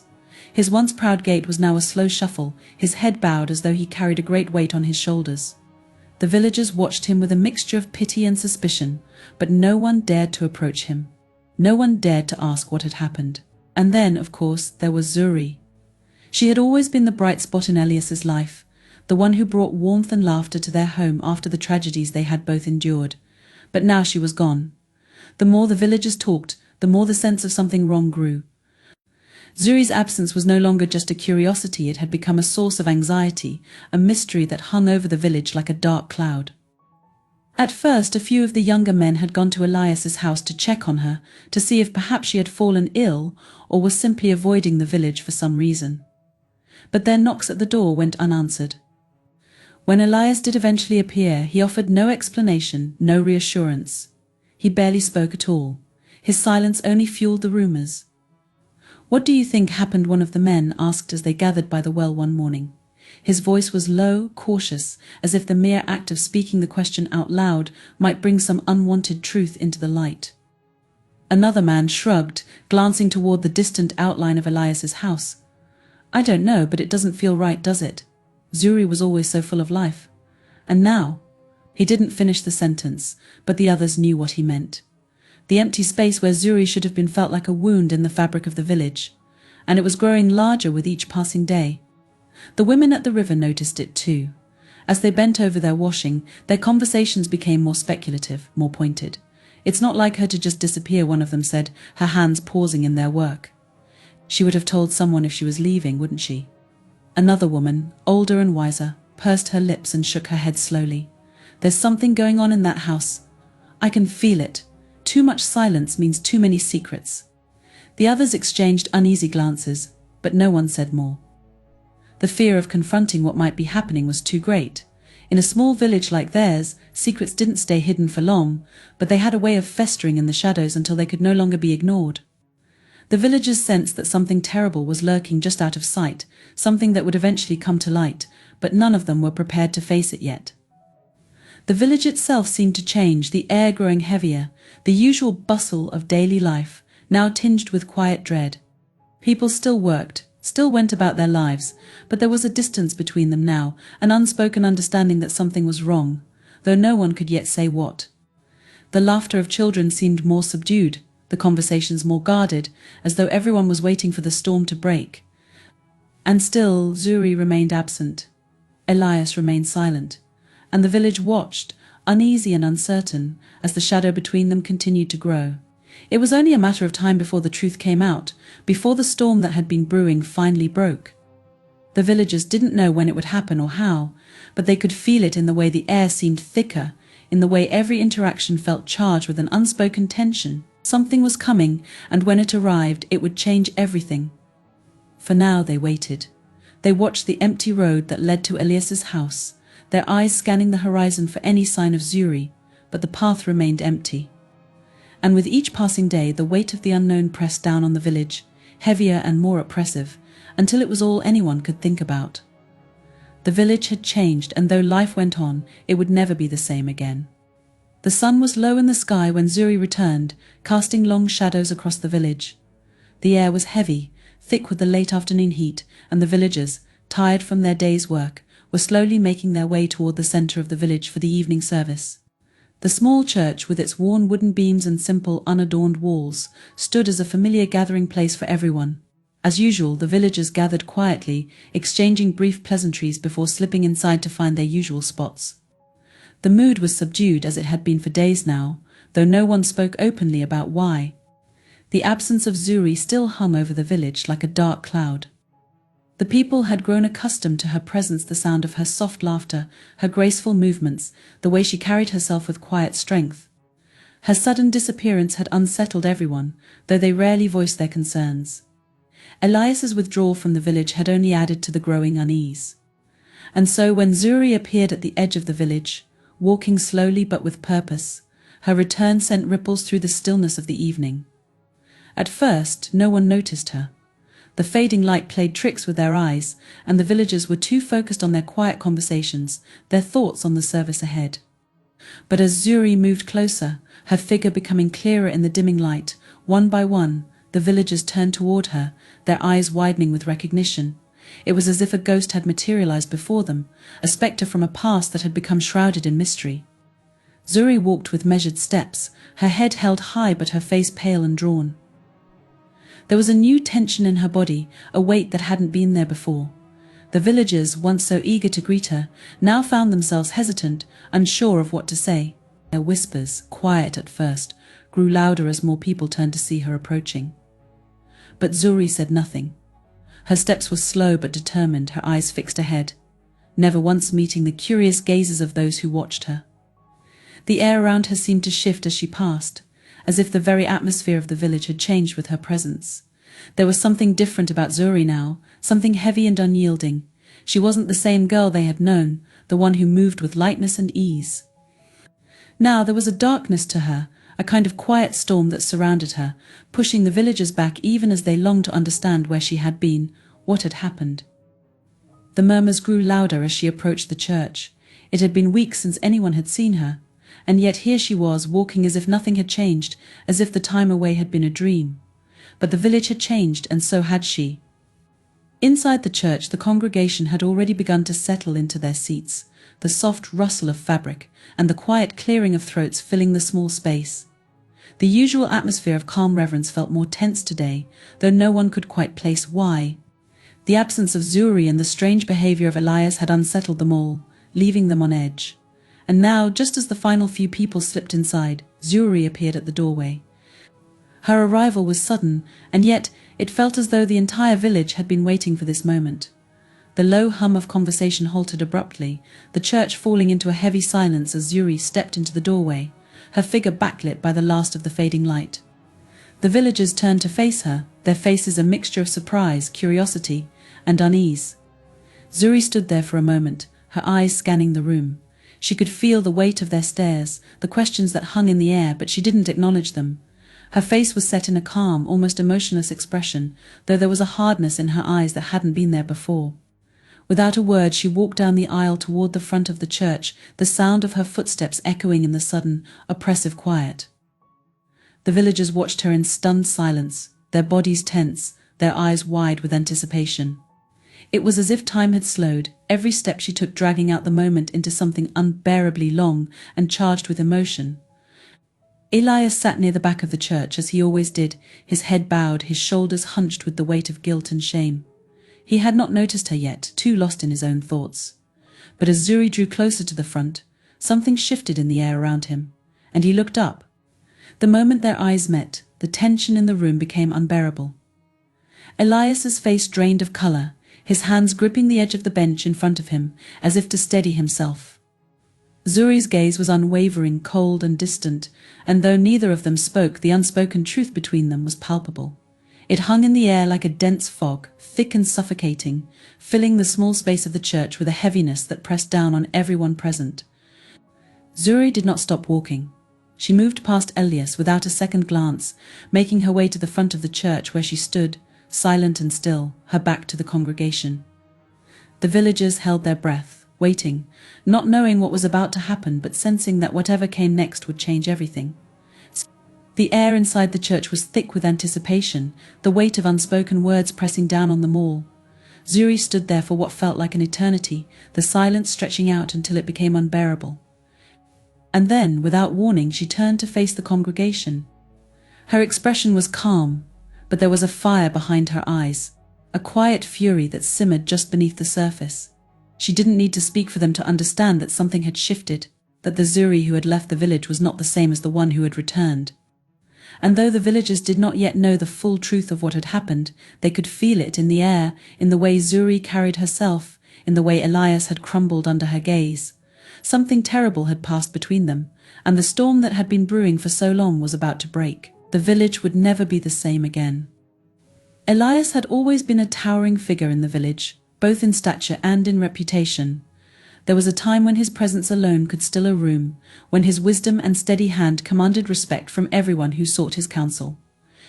For years he had been a pillar of the community, guiding the younger generation, resolving disputes, and offering guidance to those in need. His silence, once seen as a mark of deep thought, had always carried weight, making the words he did speak seem all the more powerful. But now that silence was different.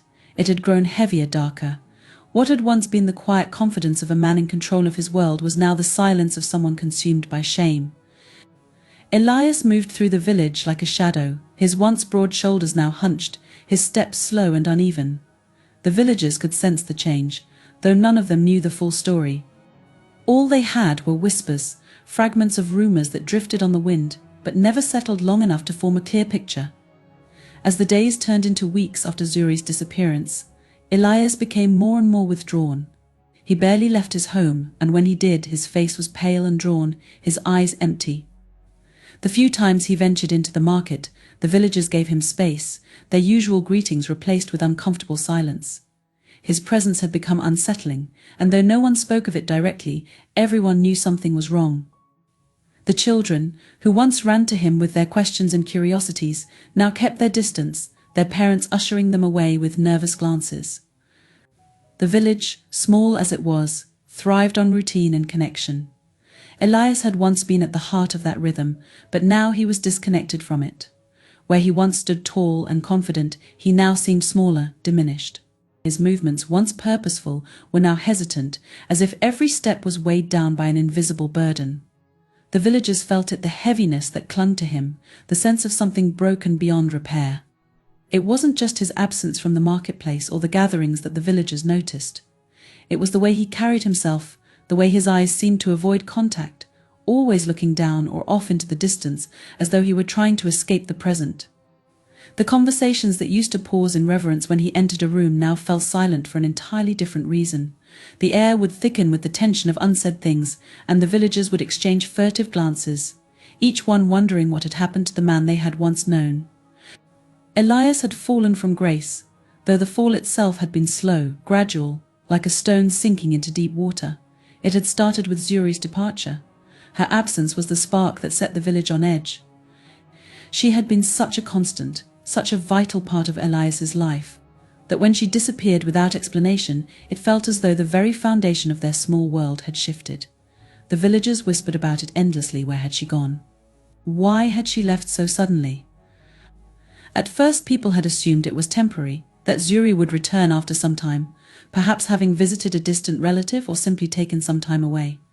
But as the days passed and no one saw her, those whispers turned darker. Questions began to surface, unspoken but present in every glance, every uncomfortable silence that followed Elias wherever he went. The village could sense the change, though none of them were brave enough to confront it directly. The elders, who had once sought Elias's advice on matters great and small, now avoided him. They held their meetings without him, their discussions quieter, more tense. It was as though they feared that by involving him, they might become tainted by whatever darkness now hung over him. His isolation grew deeper, more pronounced, as the village slowly turned its back on him, one by one. The turning point came at the church. It was the only place where the entire village gathered together, and it had always been a place of unity, of community. Elias, even in his diminished state, had continued to attend, though he sat at the back, his presence barely acknowledged. The others had begun to avoid sitting near him, his once commanding presence now an uncomfortable reminder of the things they didn't understand, of the questions no one dared to ask. On the day Zuri returned, the atmosphere in the church shifted. The air was thick with tension, an unspoken knowledge that something was about to happen. When Zuri stepped into the church, the shock that rippled through the congregation was almost palpable. Everyone had turned to see her, their eyes wide with surprise and curiosity, but it was Elias who seemed to crumble the most. He had been sitting quietly, his head lowered as usual, when the doors opened. The moment Zuri walked in, he seemed to sense it. His head lifted slowly, almost as though he were afraid of what he might see, and when his eyes met hers, it was as though the weight of the world had finally crushed him. The color drained from his face, and for a moment he sat frozen, unable to move or speak. The silence in the church was absolute. The villagers watched, their breath held, as Zuri walked past Elias without a word, her gaze steady, her expression unreadable. She didn't need to say anything, her return alone was enough. The weight of what had happened, the truth that had been hiding in the shadows, now hung between them, heavy and undeniable. Elias sat there, his body trembling, his hands gripping the bench in front of him as though it were the only thing keeping him upright. The quiet judgment of the villagers pressed down on him from all sides. He could feel it, their eyes, their unspoken accusations. It was as though the walls of the church had closed in around him, leaving him trapped in the very thing he had been running from for weeks, his own guilt. When Zuri finally turned to face the congregation, her eyes swept across the room, lingering briefly on Elias before moving on. The village was waiting for an explanation, for some clarity about what had happened, but none came. Zuri didn't need to speak, the silence was enough. It was clear to everyone now that something had broken between them, something that could never be repaired. As Zuri stood at the front of the church, Elias stood from his seat. His legs were unsteady, his body weak. He couldn't stay there any longer. The weight of their judgment, of his own shame, was too much. Slowly, painfully, he made his way toward the door, the sound of his footsteps heavy in the quiet. The villagers parted as he passed, their faces a mix of pity, disappointment, and something darker, something like betrayal. By the time Elias reached the door, the air in the church was thick with the knowledge that everything had changed. His fall, though slow and inevitable, was now complete. He had been stripped of the respect and trust he had once commanded, and in its place was only the cold, crushing weight of his guilt. The village had turned its back on him, and as he stepped out into the gathering darkness, Elias knew that he would never return. The world outside felt empty, just as he did. And for the first time in his life, Elias had nothing left, not even himself. The dawn broke quietly over the village, casting long shadows across the fields as the sun slowly climbed its way into the sky. The air was cool, still clinging to the freshness of night, but it held the promise of another hot day. The village, normally buzzing with the sounds of people preparing for the day ahead, was subdued. The tension from the night before, the weight of Zuri's return, and the unspoken truth that had hung heavy in the air still lingered, making everything feel slower, quieter. Zuri, however, felt something different. Standing alone on the edge of the village, the early light warming her skin, she felt the first stirrings of freedom. It was faint, like the whisper of a breeze that hadn't yet gathered strength, but it was there. For the first time in what felt like an eternity, the weight that had pressed down on her for so long began to lift, ever so slightly. The village, once so familiar and comforting, had become suffocating in the weeks before her departure. Now, as she stood apart from it, she saw it differently, both smaller and yet distant, as though she was seeing it from the outside for the first time. She had left Elias behind, left behind the dark memories that tied her to the house they had shared. His betrayal had shattered something deep within her, something she wasn't sure could ever be mended.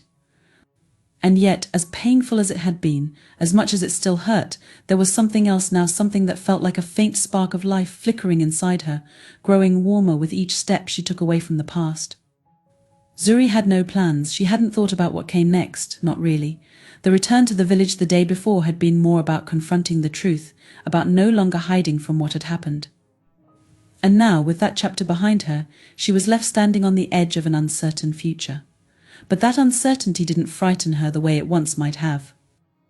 It was strange how something that had once seemed so terrifying now felt like a possibility, a doorway she could step through into something new. The villagers had seen her. They had watched her return in silence, their eyes filled with questions, with worry, with pity.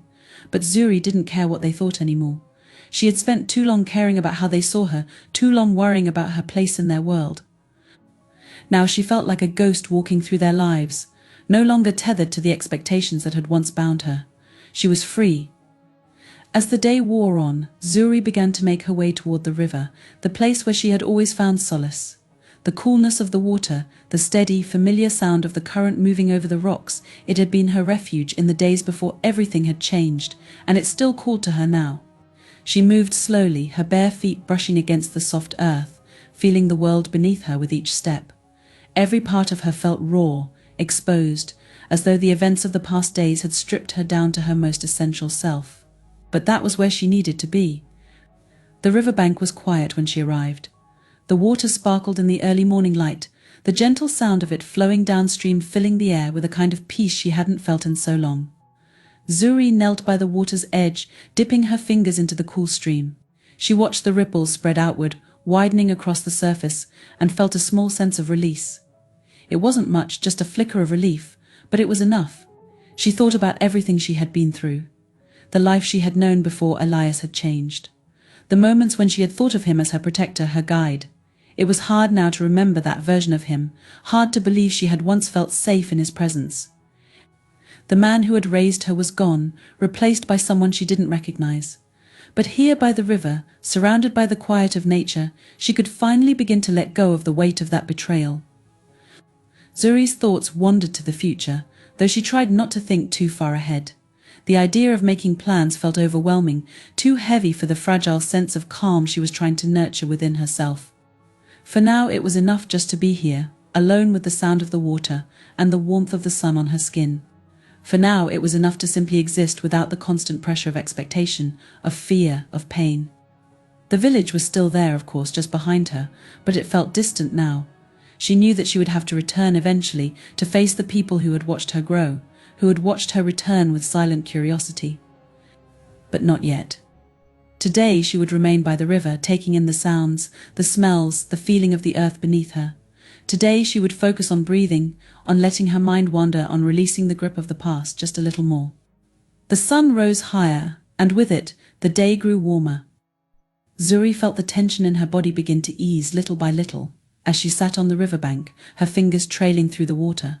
There were no answers here, no sudden revelations, but there was a kind of peace. A small, quiet peace that wrapped itself around her like a soft blanket. The pain was still there, but it no longer controlled her. The memories would never leave, but they no longer felt as sharp, as overwhelming. Zuri closed her eyes, letting the warmth of the day sink into her skin. She didn't know what would come next, didn't know what her place in the village or outside of it would be.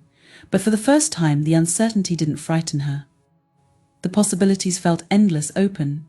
She wasn't bound to anyone or anything. She was no longer defined by the choices Elias had made, no longer defined by the role the village had once assigned her. She could be anyone now, do anything. She opened her eyes and looked out across the river. The water flowed on, indifferent to her presence, continuing its journey toward a place she couldn't see. And maybe that was how it was meant to be. Maybe she was like the river now, moving forward, not knowing exactly where she was headed, but trusting that the path would take her somewhere new, somewhere different, somewhere she could start again. Zuri stood up slowly, her legs stiff from sitting too long. She looked out over the water one last time before turning away from the river, her heart a little lighter than it had been when she first arrived. She took a deep breath, the air filling her lungs with a new kind of energy. She didn't know what the future held, but for the first time in a long while, she was ready to find out. She began to walk back toward the village, her steps steady, her mind calm. This was her beginning. She was no longer tied to the past, no longer bound by what had happened. Whatever came next, she would face it. And as the sun continued its slow climb into the sky, Zuri felt, for the first time, a sense of quiet hope.